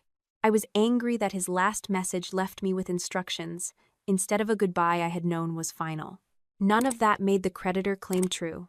None of it made him responsible for Northline. The counselor helped me separate grief from the legal work. I could be furious with Daniel for shutting me out and still refuse to let my family build a crime around that flaw. I left with no sudden peace. I left with a practical rule. Before taking any action, I asked myself whether it served the evidence or only relieved my feelings. That rule kept me from calling Elaine after April contacted investigators about a folder called Holiday Outreach. April had seen the folder in the executive shared drive several times. Elaine used it when requesting employee contact information for Christmas cards, charity events, and family support programs. April remembered one occasion when Elaine opened a spreadsheet and asked which employees had spouses receiving company insurance. She did not copy the file. She did not enter the folder after deciding to cooperate. She simply told investigators where she had seen it. A court preservation order had already been issued for relevant company data. The forensic team created an image of the server, preserving active files, version histories, and recoverable deleted copies. Inside Holiday Outreach, they found a spreadsheet with 37 names. The columns were labeled Contacted, Cooperative, Follow-up, Family Connection, and Stability Concern. Luis's row listed his brother's employment and his parents' dependence on company health coverage. Caleb's row mentioned his pension and his wife's treatment. April's row listed her son's apprenticeship. Beside one employee who had refused to describe Daniel as unstable, Elaine had written, "Remind him who approved his leave last year." The spreadsheet had been updated after phone calls, home visits, and community events. Some names were highlighted in green. Others were yellow. Luis had changed from yellow to green the day after Elaine left the voicemail. I read the entries in Marisol's conference room while the forensic examiner explained that the server image preserved the file's creation date, editing account, and version history. The spreadsheet had been created under Elaine's executive credentials. Deleted versions showed earlier labels. The column later called Stability Concern had first been titled Leverage. Elaine had renamed it, but the server remembered. My mother had not been improvising kind conversations with frightened employees. She had been managing them. Marisol sent the authenticated file, version history, and examiner's declaration to the investigators. She also asked the probate court for additional protection against destruction or alteration of company records relevant to the false claim. The forensic examiner continued reviewing the server image through the evening. At 7:30, he found a folder of draft legal documents beneath an archive directory used by Elaine's office. There were 3 versions of the creditor claim against Daniel's estate. The final one accused him of creating Northline, taking company. The second used softer language and left several amounts blank. The first was only 4 pages long. Marisol opened its properties and turned the screen toward me. The creation time was 11:48 on the night Daniel died, 6 days before the funeral. 3 weeks before Whitaker Construction claimed it had completed an internal review. My mother had begun writing Daniel's guilt before his body had left the hospital. The first draft of the creditor claim had been created on the night Daniel died, but the number inside it came from a document Paige had no reason to be reviewing that evening. The forensic team found the connection in the company server image. In March of the previous year, Martin had offered Daniel a small economic interest in Whitaker Construction as part of a retention agreement. Daniel was not becoming a full partner. The arrangement gave him a limited share of future profits and required the company to buy back that interest if he left or died. Because the company's lender wanted to evaluate everyone tied to the agreement, Daniel had submitted a personal financial statement. It listed his investments, the rental property, the proceeds from his inherited cabin, and the value of the company buyback note. The total was close to $1 million.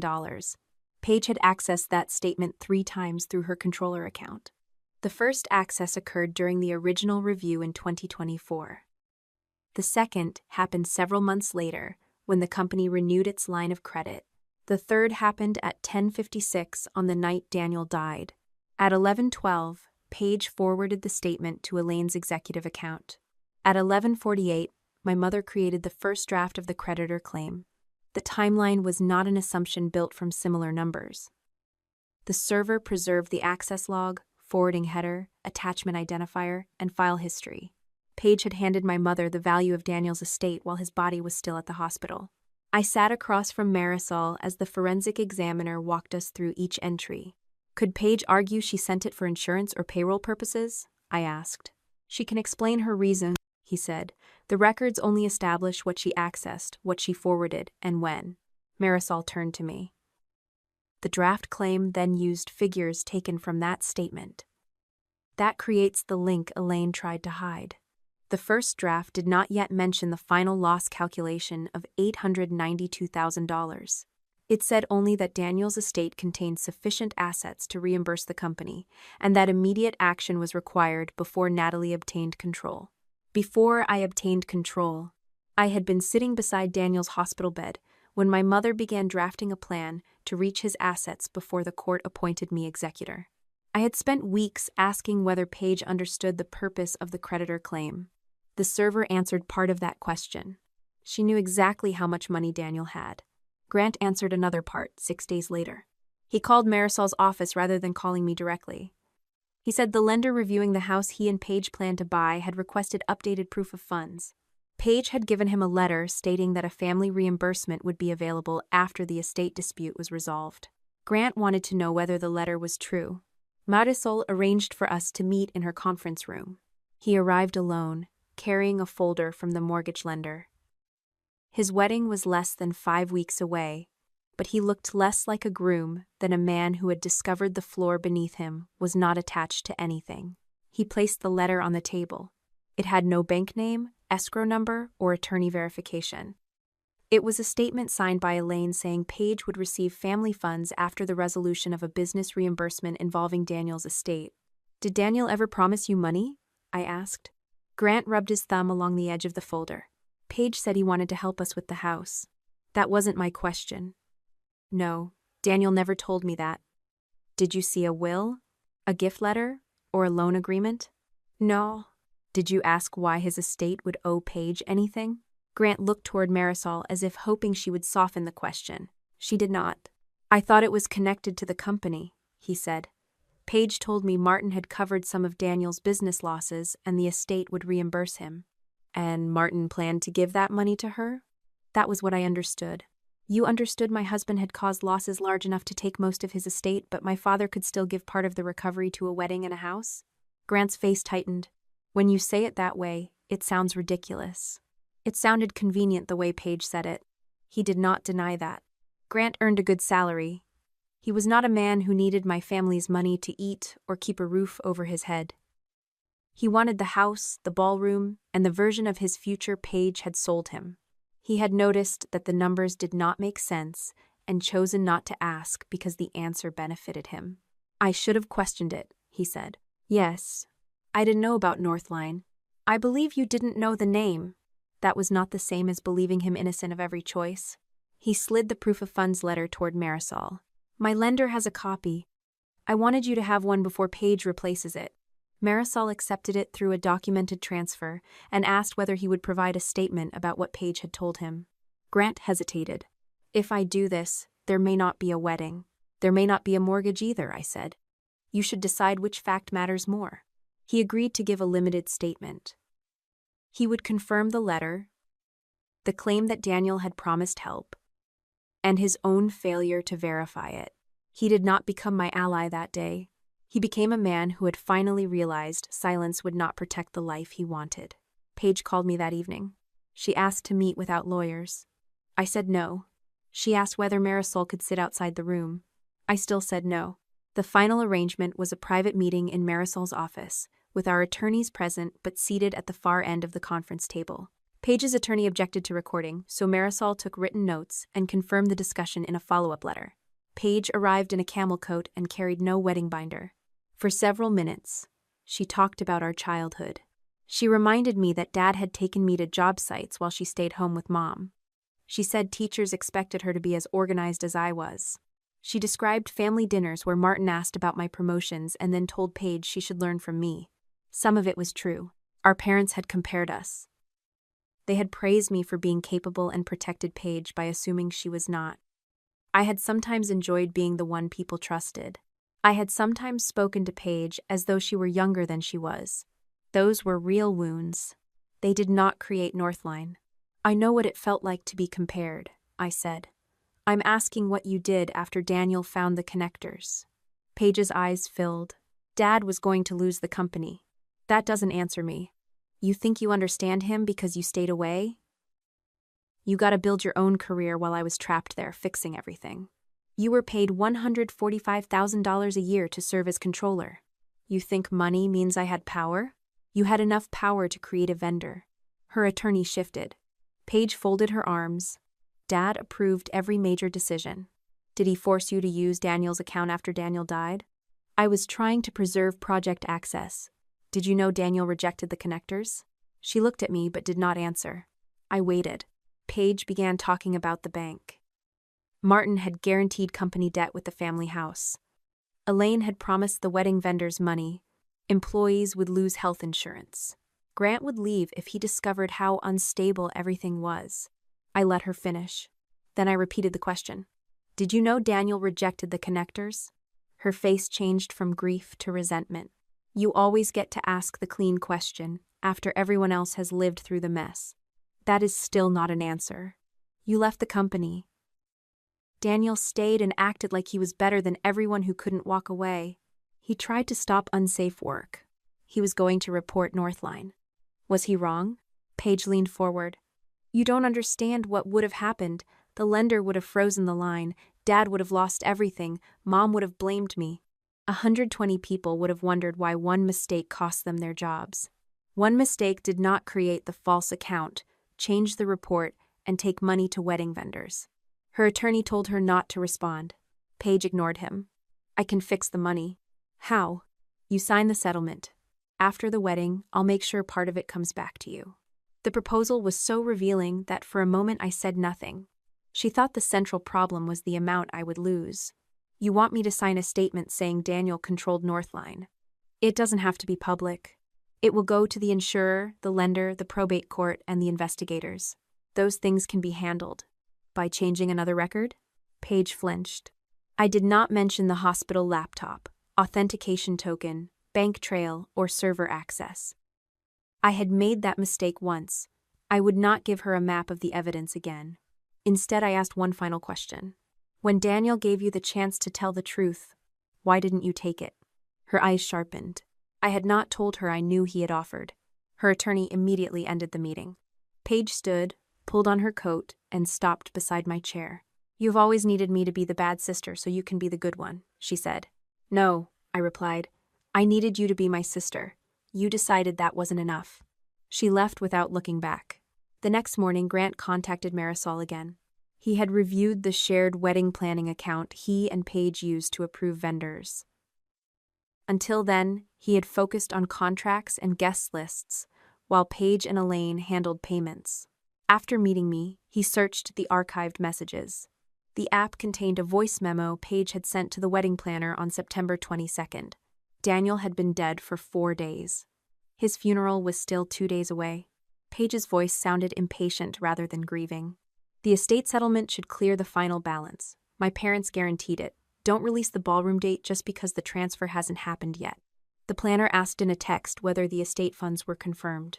Paige replied, they will be once Natalie signs. The timestamp mattered. At that point, no probate estate had been opened. No creditor claim had been filed. I had not been appointed executor, and no one had presented me with the funeral packet. Paige already knew there would be a settlement. She already expected my signature. Grant had access to the file because both of them were account administrators. He exported the original voice memo, app records, and message history, then delivered them through his attorney. He gave a formal statement about the wedding finances. He also admitted that he had ignored unexplained payments for months because asking questions might have forced them to reduce the wedding or delay the house purchase. I kept telling myself Paige's parents were wealthy, he said in the statement. I knew the company was under pressure. I chose not to connect those facts. It was not heroism. It was accountability, arriving late. That afternoon, Marisol told me she was ready to let me hear a portion of Daniel's final recording. The original media remained sealed inside the steel box. Investigators and Marisol had already authenticated a working copy Daniel had transmitted to her secure system. She played one continuous section without editing or rearranging the conversation. Daniel's voice entered first. The Northline certificates do not match what was delivered. Paige, you created the vendor profile. You need to report it before the lender or the state finds it. Martin interrupted, telling him the company needed time. Daniel continued, I'm not asking for a public confession tonight. Correct the vendor records, preserve the real invoices, and stop the riverfront work. I'll help explain the operating loss if Paige stops changing the files. Elaine said Daniel was being dramatic. Then Paige spoke. If I report it, I lose my job. You may lose the position, Daniel said. You don't have to lose your future. You don't understand. Dad trusts you more than me. Mom introduces Natalie like she built her life perfectly, and then explains what I'm still trying to fix. This has nothing to do with Natalie. It has everything to do with her. I tell the truth, and she is still the good daughter. You are still the honorable son Dad wishes he had. I become the failure who almost destroyed the company. Daniel's answer was quiet. You become the person who stopped before someone got hurt. Paige waited several seconds. Then she said, I can fix the timeline. Once the certificates are replaced, no one needs to know. The recording continued beyond that point, but Marisol stopped the working copy after the conversation moved to Martin's schedule order. I sat with both hands beneath the table. Paige had known the certificates were wrong. She had known Daniel rejected the connectors. He had offered to help her report the losses without turning the situation into a public spectacle. She had chosen to alter the timeline instead. Her resentment of me was real. So was the pressure from our parents. Neither had taken control of her hands at the hospital or forced her to move money through wedding vendors. The part of me that had kept searching for a smaller version of Paige's guilt finally had nothing left to protect. 3 days before Christmas, the family's attorney sent a new settlement offer. Whitaker Construction would withdraw the creditor claim in full. The company would pay the $170,000 owed under Daniel's buyback agreement, reimburse reasonable probate legal fees, and sign a statement that its review had found no evidence Daniel personally benefited from Northline. In exchange, the estate would release all fraud-related claims, keep Northline records confidential, refrain from voluntarily providing Daniel's final file to regulators, and agree not to challenge the company's description of the safety records in related proceedings. On paper, the offer gave me almost everything I had demanded at the beginning. Daniel's estate would remain intact. His name would be cleared of personal theft. The legal fees would be repaid. Probate could move toward closure. Marisol read the terms aloud and then asked what I saw. They are not buying the estate anymore, I said. No, they are buying time. And silence. The wedding money had already been spent.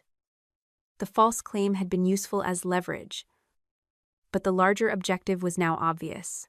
If I signed, the bank trail, altered report, witness spreadsheet, and Northline records could be buried inside a private settlement.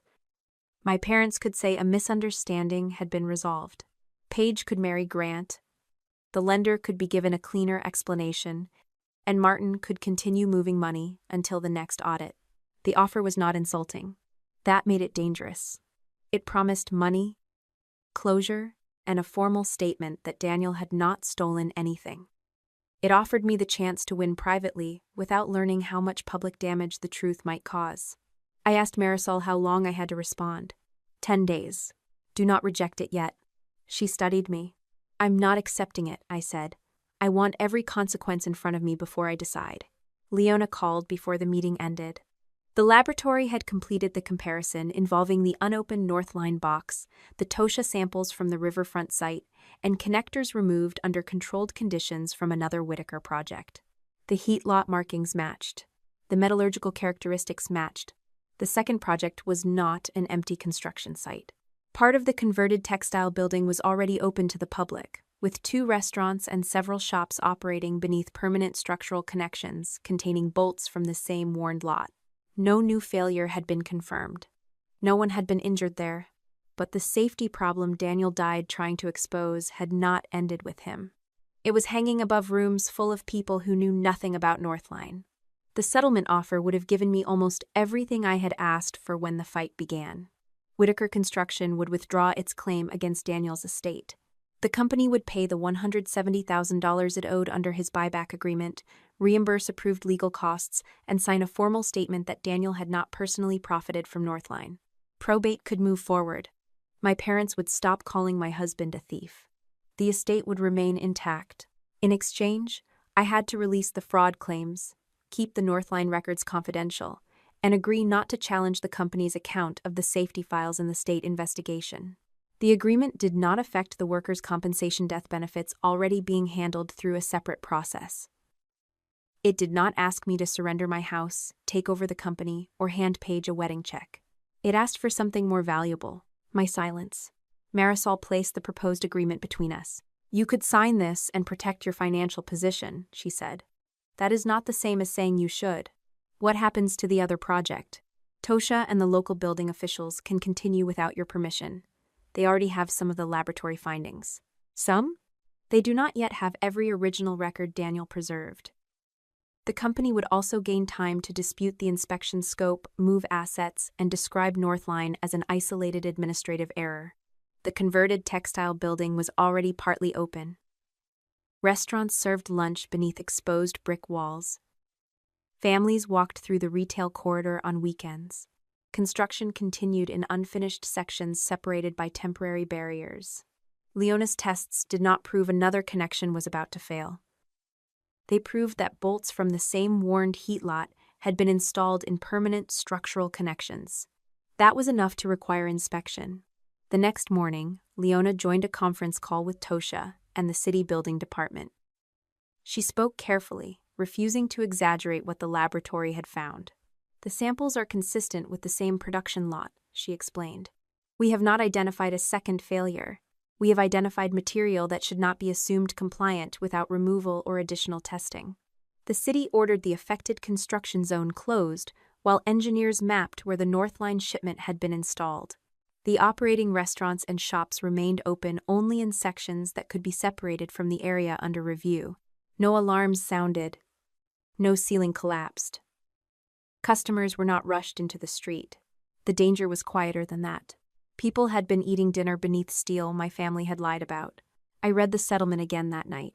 If I signed, I could tell myself the regulators already knew enough.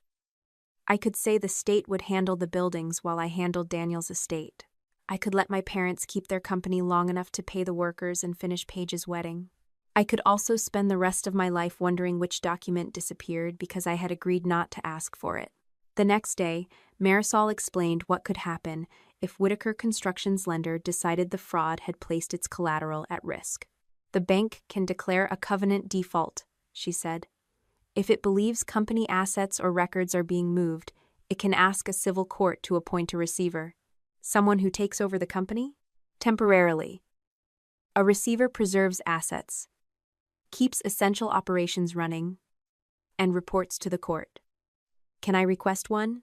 You can raise concerns through the estate's claims, but you do not own Whitaker Construction. You do not get to appoint management or decide whether the company is sold. What leverage does the estate have? The unpaid buyback note. The false creditor claim. Potential damages connected to the fraudulent account created in Daniel's name. Those make the estate a creditor and an injured party, not the company's new owner. I looked down at the settlement, so I cannot save the company. Not by writing a check and controlling the result. I wasn't planning to write one. I know. Your father is counting on you feeling responsible for everyone he placed in danger. I want you to hear the limit clearly. I did. If the company survived, it would survive through lenders, the court, a receiver, or a legitimate buyer. I would not use Daniel's estate as emergency payroll for the people who had accused him of theft. That did not mean I wanted the workers punished. It meant protecting them could not require me to finance another lie. I told Marisol not to accept the settlement. I also told her not to reject it until I had read the final letter Daniel left. The original remained sealed inside the steel box. Before delivering it, Daniel had sent Marisol an authenticated working copy, so she would know how to carry out his instructions. She had withheld it while the creditor claim and safety investigation were developing because the letter contained information that could hurt Daniel as well as help him. We met in her office 2 days before New Year's Eve. Marisol opened the secure file and turned the screen toward me. Daniel began by apologizing. Not for Northline. For something that happened 2 years earlier. Whitaker Construction had been closing out a municipal parking project when temporary bracing caused a delay. No one had been injured, and the completed structure passed its inspections. Martin pressured Daniel to sign a summary that described the problem as a scheduling conflict rather than an inaccurate installation sequence. Daniel signed it. He wrote that he had told himself the wording did not matter because the defect had been corrected. He had told himself no public agency was misled about the completed structure. He had told himself protecting the company preserved jobs. Then he watched Martin use that signature whenever Daniel challenged him. "You signed before," Martin would say. "Do not pretend you are different from the rest of us." Daniel's letter said the shame from that decision was one reason he had kept the Northline dispute from me. He believed I would see him differently. He was right. I did see him differently. I saw a man who had once chosen convenience over accuracy and spent 2 years trying to convince himself that one compromise had not changed him. I saw the pride that made him think he could repair the damage alone. I saw how easily guilt could be used as a leash. Near the end of the letter, he wrote, "I do not need you to prove I was perfect. I wasn't. I need you not to sign another false statement because you think loving me requires it." I read the line until the words blurred. Daniel had not left me instructions to worship his memory. He had left me permission to tell the complete truth. "Give the old parking summary to the investigators," I said. Marisol watched me carefully. "It may be used to challenge his credibility." "I know. It is unrelated to Northline, but defense counsel may argue it shows a history of inaccurate reporting." "Then they can make that argument. We will not hide it." That decision cost me the last simple version of Daniel. It also freed me from having to defend one. Marisol transferred the letter, the older report, and the surrounding project records through the same documented process used for the other evidence. Investigators later confirmed that the parking incident had been corrected before final inspection and had no connection to Northline. Daniel's wording had been misleading, but it did not prove he created a vendor, stole money, or approved defective steel. The truth did not weaken the case. It made the distinction clearer. By the first week of January, the investigation had moved beyond one agency. TBI agents and the district attorney's office reviewed the technical evidence alongside Tosha's safety findings. Marisol and I attended a meeting where the evidence was summarized, not to let us direct the investigation but to confirm the origin of records the estate had provided. The server image showed the report versions and Elaine's witness spreadsheet. The outside information technology logs connected Daniel's laptop to the hospital network after his death. The vendor platform connected the approval to Paige's token. The bank records traced Northline money through the false consulting account and into company reserves and wedding vendors. The laboratory linked the delivered heat lot to the failed connection and the other projects. The voice memo showed Paige expected estate money before probate had opened. The creditor claim drafts showed Elaine began building the accusation the night Daniel died. The full recording captured all three of them discussing the uncertified material, the timeline, and the plan to place responsibility on Daniel. No single item carried the entire case. Together, they formed a structure much stronger than the steel my family had purchased. An agent named Reena Patel explained that prosecutors were preparing applications for search warrants, covering company servers, archived records, and specific personal devices. "The warrants will stand on the evidence already submitted," she said. "They do not depend on any public statement or confrontation." "Do you need the steel box opened?" I asked. "We have an authenticated working copy of the recording and verified transfers from Miss Vega's system. The original media remains useful for evidence, but we do not need a public opening to establish probable cause." "Will you arrest them at the wedding?" Agent Patel did not react to the question. "We have not discussed arrests with you. If warrants are authorized, they will be executed according to operational needs. You should not warn anyone or interfere." "I won't." She looked directly at me. "We are also not asking you to play the recording for anyone." That distinction mattered. The investigation belonged to them. What I did with my family's public lie belonged to me. Paige's wedding was scheduled for January 24th. She had not removed me from the family list, even after our meeting. Elaine explained why in an email that sounded polite enough to display in court. "Whatever disagreements exist, the family should present unity for Paige. Please attend the private champagne toast at 2. The ceremony begins at 4. The toast would include immediate family, the wedding party, the officiant, and a handful of close guests.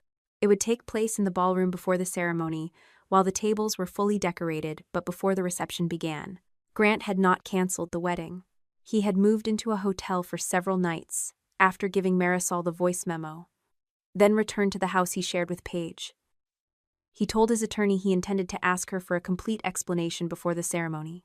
I did not know what answer she gave him. A week before the wedding, Elaine called me. "This has gone far enough," she said. "The company offered to clear Daniel's name." "No. The company offered to say he didn't profit if I stopped challenging the records." "You always hear the worst possible meaning.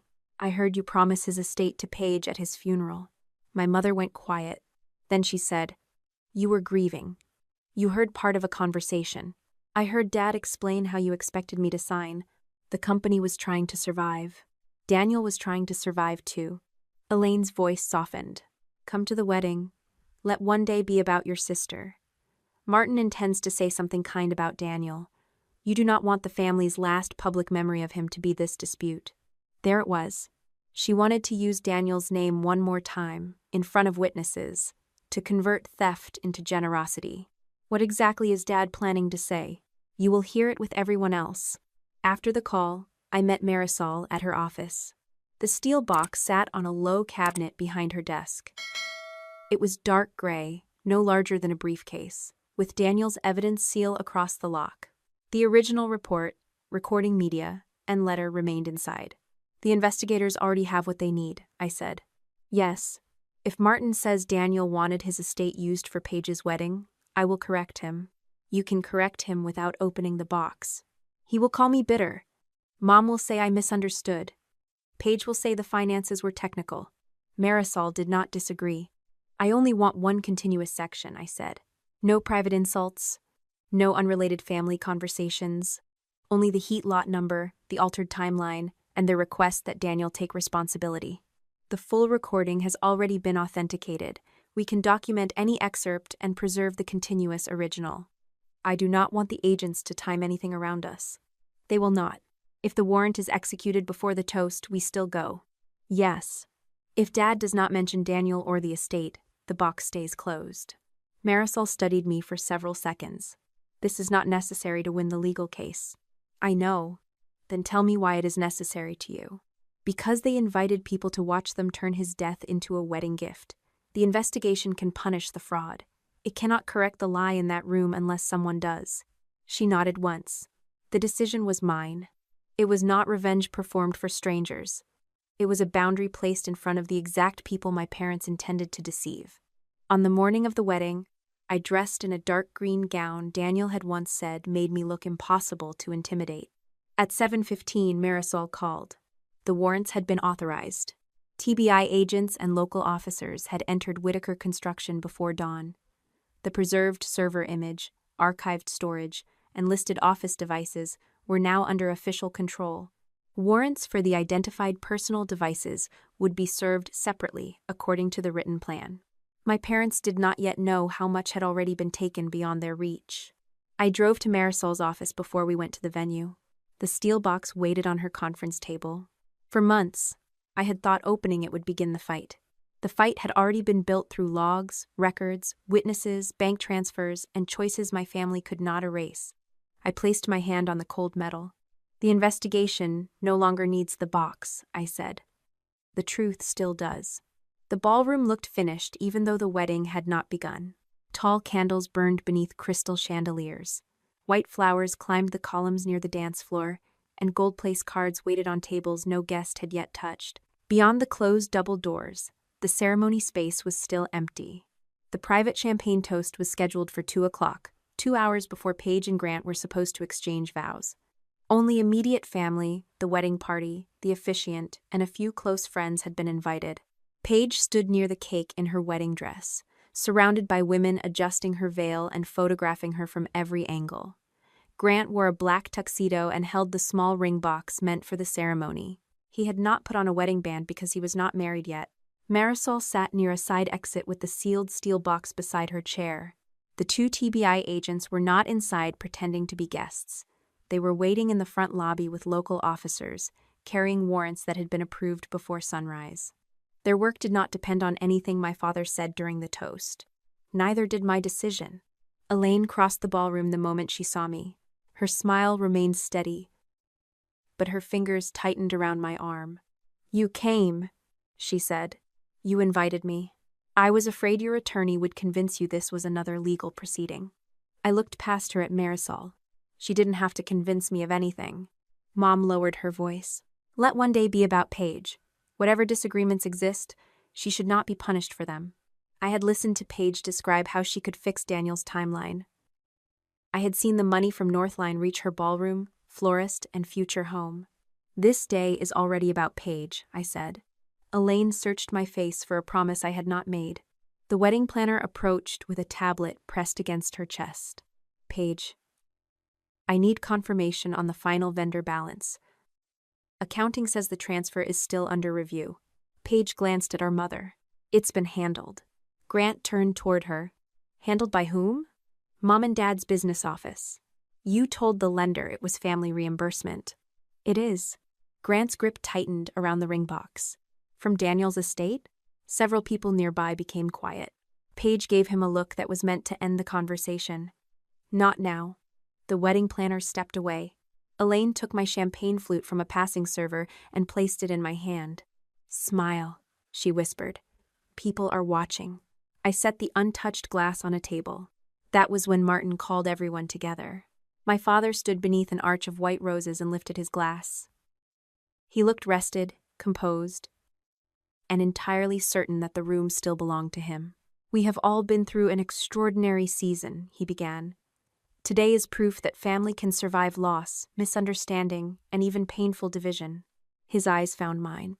Daniel was more than an employee. He was a son to us, and he loved Paige as a sister. Before he passed, he helped create a legacy that made this day possible. A murmur moved through the room. My father continued. Natalie and I have not agreed on every detail, but we agree that Daniel would want this family to move forward. I stepped away from the table. No, I said. Martin's glass stopped halfway to his mouth. Every face turned toward me. I never agreed that Daniel's estate was a wedding gift. Elaine approached with her palms open. Natalie, this is not the place. Dad made it the place when he used Daniel's name. Martin's expression hardened. The company and the estate reached an understanding in principle. We did not. You rejected a settlement that would clear your husband's name and protect his co-workers. The settlement required me to support records you knew were false. Paige moved closer to Grant. Please stop, she said. You're doing this because you hate that I'm happy. I looked at her. No, I'm doing this because Daniel told you the connectors were uncertified, and you changed the report after he died. Her face went still. Martin pointed toward the door. You will not turn my daughter's wedding into a courtroom. I don't need to. I nodded to Marisol. She stood and carried the steel box to a small table near the front of the room. This box was sealed by Daniel Ross before his death, she said. It contains original records and original recording media. The full recording was preserved and authenticated before today. What you are about to hear is one continuous portion, not a rearranged collection of statements. Martin laughed once. This is outrageous. Marisol documented the condition of the seal, opened the lock, and removed the original media. The ballroom speakers gave a quiet click. Then Daniel's voice filled the room. The Heatlafahwat number on the Northline shipment is N4762. That number does not match the certificate filed with the project. My father answered on the recording. I know what the certificate says. I also know what another delay does to the credit line. Daniel's voice remained level. The material has not been verified. The riverfront work stays stopped. Paige spoke next. I can correct the timeline version. Once the proper certificates are uploaded, the file will read the way it should have read. The file should show what happened, Daniel said, not what protects you afterward. Elaine's voice entered. Daniel, take responsibility for the vendor approval. Martin can handle the safety issue, and we will make sure Natalie is protected. You want me to admit I created Northline. We want the family to survive. Daniel paused. If anything happens to me, Natalie will not have to beg anyone to believe her. She will have the record. Marisol stopped the recording. No one moved. The candles still burned, the flowers still framed the room, Paige's dress still spread across the floor like the day had not changed. Martin recovered first. That conversation is incomplete, he said. Daniel was angry. He misunderstood a temporary accounting issue. Elaine turned toward the guests. My daughter chose a wedding to humiliate grieving parents. I chose the moment you used Daniel's death as a toast, I said. Paige looked at Grant. I didn't understand the technical side. Dad and Daniel fought about projects constantly. Grant held the ring box at his waist. Did you know Daniel rejected those connectors before he died? Paige glanced at her attorney, who had entered from the lobby moments earlier. Grant, don't do this in front of everyone. It is a yes or no question. You have no idea what my family was dealing with. Did you know? She took a step toward him. We can talk privately. Grant looked at her for several seconds. He had already heard her voice memo. He knew she expected my signature before probate had even opened. What he needed was not another explanation. He needed to see whether she could tell the truth when the lie no longer protected her. Paige reached for his hand. Please don't embarrass me. Grant closed the ring box. The sound was small, but everyone heard it. He placed it on the table in front of her. There won't be a ceremony today. Paige stared at the box. Grant, I asked whether you knew. You're taking her side? I'm taking mine. He spoke quietly with the officiant, then walked toward the side doors without looking at my parents. Paige called after him once. He did not stop. Martin moved toward Marisol and the steel box. You will hand that over to my attorney. Marisol stepped between him and the table. The original is being preserved according to Daniel's instructions and existing legal process. You brought stolen company information into a wedding. The investigators already possess authenticated evidence independent of this presentation. At the word investigators, Martin looked toward the entrance. Elaine caught his sleeve. Do not leave. I'm calling crisis counsel. He pulled free and walked across the ballroom. I followed far enough to see the lobby. 2 TBI agents stood between Martin and the front doors. Local officers waited several feet behind them. Agent Patel held a folder. Martin Whitaker? He stopped.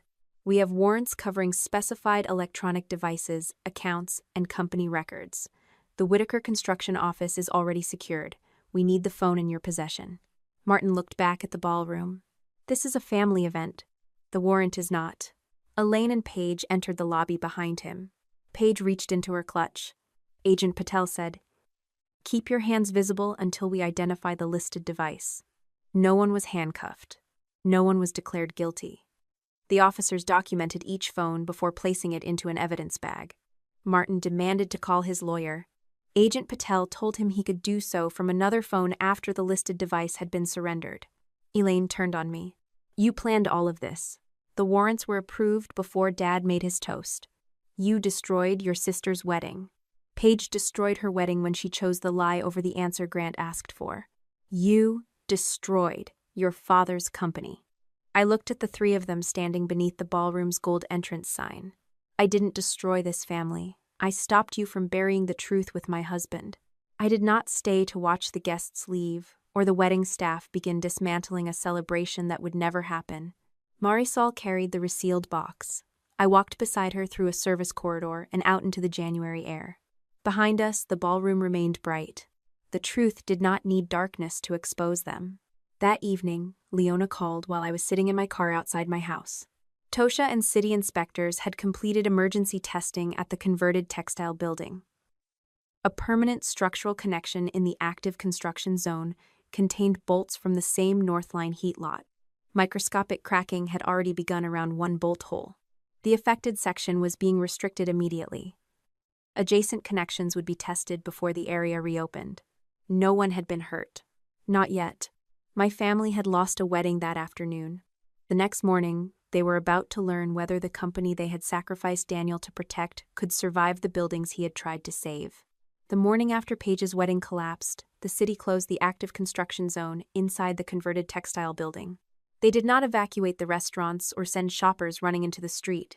Engineers separated the unfinished wing from the occupied section, installed temporary supports, and began removing selected connectors under controlled conditions. Leona called me before noon. The cracking is real, she said. It has not reached full failure, but the connection cannot remain in service. How many others are like it? We won't know until every Northline location is mapped. The first fractured bolt had been hidden behind finished material. No customer could have seen it. No restaurant owner could have known that the steel above them came from the same warned heat lot Daniel had tried to stop at the riverfront project. That was what my parents had asked me to keep confidential. They had offered to restore Daniel's estate and clear him of personal theft while defective connections remained inside another building. Had I signed, I could have told myself the regulators would eventually find them without me. Eventually had almost killed 2 more people. The inspections lasted several weeks. The building remained partially open only where independent engineers confirmed that occupied areas could be safely isolated. The unfinished wing stayed closed. Every Northline connector was cataloged, tested, replaced, or formally cleared. The second Whitaker project received the same review. No additional collapse occurred. No one else died. That outcome did not make my family's decisions less serious. It proved Daniel's warning had arrived before the next tragedy, even though he had not lived to see anyone listen. Paige's wedding disappeared almost overnight. The photographs were removed from social media. The wedding website went dark. The ballroom sent notices regarding unpaid vendor balances, cancellation costs, and storage fees for rented decorations. Elaine released a statement saying the ceremony had been postponed because of an unexpected family emergency. Grant corrected her through his attorney. The wedding had not been postponed. It had been canceled. He returned the larger gifts and surrendered the shared wedding planning records. He gave investigators access to the account where Paige and Elaine had managed payments. He also admitted that he had ignored expenses he knew their salaries could not comfortably support. Grant did not pretend he had been innocent of every choice. He said he had wanted the house, the ballroom, and the life Paige promised him. Each time a payment appeared without a clear source, he chose not to ask because the answer might force him to give something up. That was the difference between Grant and my family. He had looked away while the lie benefited him. Once the truth became unavoidable, he stopped asking other people to carry it for him. Paige never contacted him again after he moved his belongings out of their house. She contacted me once. Her message contained only 6 words. "You got what you always wanted." I did not answer. I had wanted my husband to come home from work. Everything after that had been damage control. By February, Whitaker Construction's lender had completed its first review of the seized records. The company had violated several loan agreements by hiding liabilities, shifting money through false vendor accounts, and providing financial reports that did not reflect the true cost of the riverfront project. The bank declared a default. Martin held a company meeting and told employees the decision resulted from outside pressure and a vindictive estate dispute. He said the company could recover if I released the buyback debt and withdrew the fraud claims. Several employees called Marisol to ask whether that was true. It was not. The estate's claims mattered, but they were not the reason the lender froze Martin's access. The bank had discovered that Whitaker Construction could no longer prove where project money had gone or whether its collateral was worth what Martin claimed. The insurer issued a reservation of rights letter. It had not yet refused every form of coverage, but it warned that falsified safety and financial records could limit what the policy would pay. The lender and insurer then asked a civil court to appoint a temporary receiver. I attended the hearing beside Marisol. Martin sat across the aisle with 3 attorneys. Elaine sat behind him in a cream coat, looking offended that the courthouse did not recognize her social standing. Paige did not appear. The receiver's attorney explained that Whitaker Construction still had viable contracts, equipment, trained employees, and work that could be completed safely. It also had unreliable books, disputed accounts, frozen credit, and management accused of altering records after an employee's death. The judge did not award the company to me. He did not let the estate appoint executives or control payroll. He placed the business under an independent receiver, whose responsibility was to preserve assets, secure records, pay essential expenses when possible, and determine whether the viable operations could be sold. Martin lost access to the company's primary accounts that afternoon. Paige's controller permissions were terminated. Elaine was barred from contacting employees about the investigation or removing files from the office. My father stopped beside me outside the courtroom. "You got what you wanted," he said. "I wanted Daniel alive. You know what I mean. I know what you need to believe." His face tightened. "You could still save this company." "How?" "Release the buyback claim. Delay the fraud case. Give the receiver room to operate." "The receiver already has room to operate." "You are taking money away from payroll." "No, you moved payroll money through a vendor you used to frame my husband." Martin leaned closer. "If this company dies, that will be on you." It was the same weapon he had used from the beginning. Employees. Insurance. Mortgages. Children. Every person, depending on Whitaker Construction, became a weight he placed in my arms whenever he wanted me to surrender. I handed the weight back. "The employees are now under someone who has to report to the court. They are safer from me than they ever were from you." I walked away before he could answer. The estate had a legitimate position in the receivership. Whitaker Construction owed Daniel $170,000 under the buyback agreement. The estate also had claims arising from the false creditor filing, the account created in Daniel's name, and the legal expenses required to expose those acts. That made us a creditor and an injured party. It did not make me the owner. The receiver eventually recommended selling the functioning operations to a regional contractor with enough capital to complete the safe projects and remediate the North Line sites. The buyer wanted Whitaker Construction's equipment, workforce, selected contracts, and warehouse. It did not want the Whitaker name. It also refused to retain Martin, Elaine, or Page in any ownership, management, consulting, or financial role. Marisol asked which sale terms the estate should support.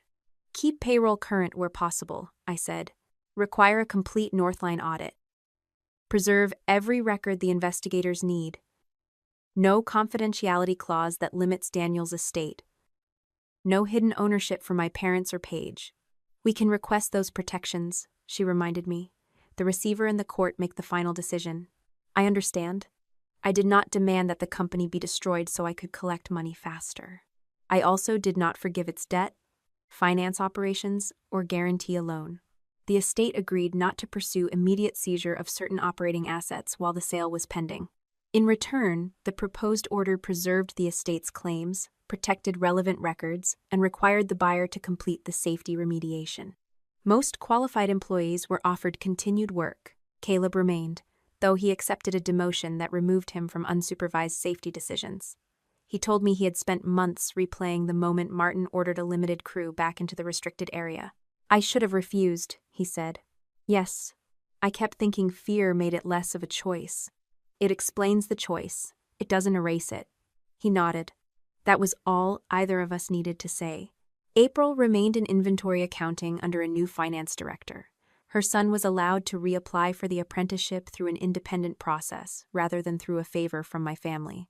Luis returned to his original statement and completed his interview with Tosha. He admitted that Elaine's message about his brother's job and his parents' insurance had frightened him into saying he could not remember Daniel's order. No one called him a hero. He told the truth after failing to tell it sooner. Sometimes that was the most honest ending available. The sale was approved in late spring. I stood across the street when workers removed the metal letters from the front of the Whitaker construction office. Martin had spent decades building that name into a symbol of authority. He had risked lives, altered records, and accused Daniel of theft to preserve it. The operating business survived. The name did not.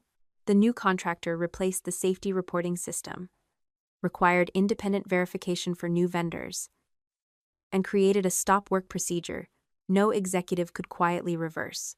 The riverfront warehouse remained closed until the failed section was rebuilt and certified. The textile project reopened completely after every questionable connection was replaced or cleared. The criminal investigation moved more slowly than the receivership. That frustrated people who expected the agents at the wedding to produce convictions before the flowers wilted. Warrants began a case. They did not finish one. Investigators reviewed thousands of files, interviewed employees, traced bank transfers, compared server versions, and separated bad business decisions from conduct that could support criminal charges. Martin denied wrongdoing through most of the summer. His attorneys claimed he relied on finance staff for vendor compliance and believed the connector issue was temporary. They argued that he never intended for anyone to be injured. No one accused him of planning Daniel's death. The case against him was that he knew the material could not be verified, ordered work to continue, supported false records after the collapse, and tried to place the consequences on Daniel's estate. His email made the first point difficult to deny. The recording made the second worse. The altered report and creditor claim completed the pattern. In August, Martin entered a guilty plea involving falsified records, obstruction, and willful safety violations. Sentencing occurred later, after the court reviewed the financial harm, Daniel's death, and Martin's attempts to mislead investigators. The licensing board conducted its own proceeding. Martin's contractor license was revoked. That loss wounded him more deeply than the criminal judgment. For years, he had introduced himself as the man who built Whitaker Construction from one truck. Without the license and without the company name, he could no longer recreate his authority somewhere else and call the collapse a family misunderstanding. Elaine continued insisting she had only tried to protect frightened employees. Her defense weakened each time another record was authenticated. The first creditor claim draft had been created the night Daniel died. The spreadsheet tracked employees' health insurance, pensions, relatives, and vulnerabilities. The earlier version of the column titled Stability Concern had been titled Leverage. Her voicemail to Luis showed how she used concern as a delivery system for fear. In September, Elaine entered a plea connected to the false claim, obstruction, and unlawful witness pressure. Her attorneys submitted letters describing her charity work, church service, and reputation for helping families. The prosecutor answered with the timeline. At 11:48 on the night Daniel died, while I was still trying to understand that my husband would never leave the hospital, Elaine had started drafting the accusation that would make his estate available to Paige. By then, the family house was being prepared for sale.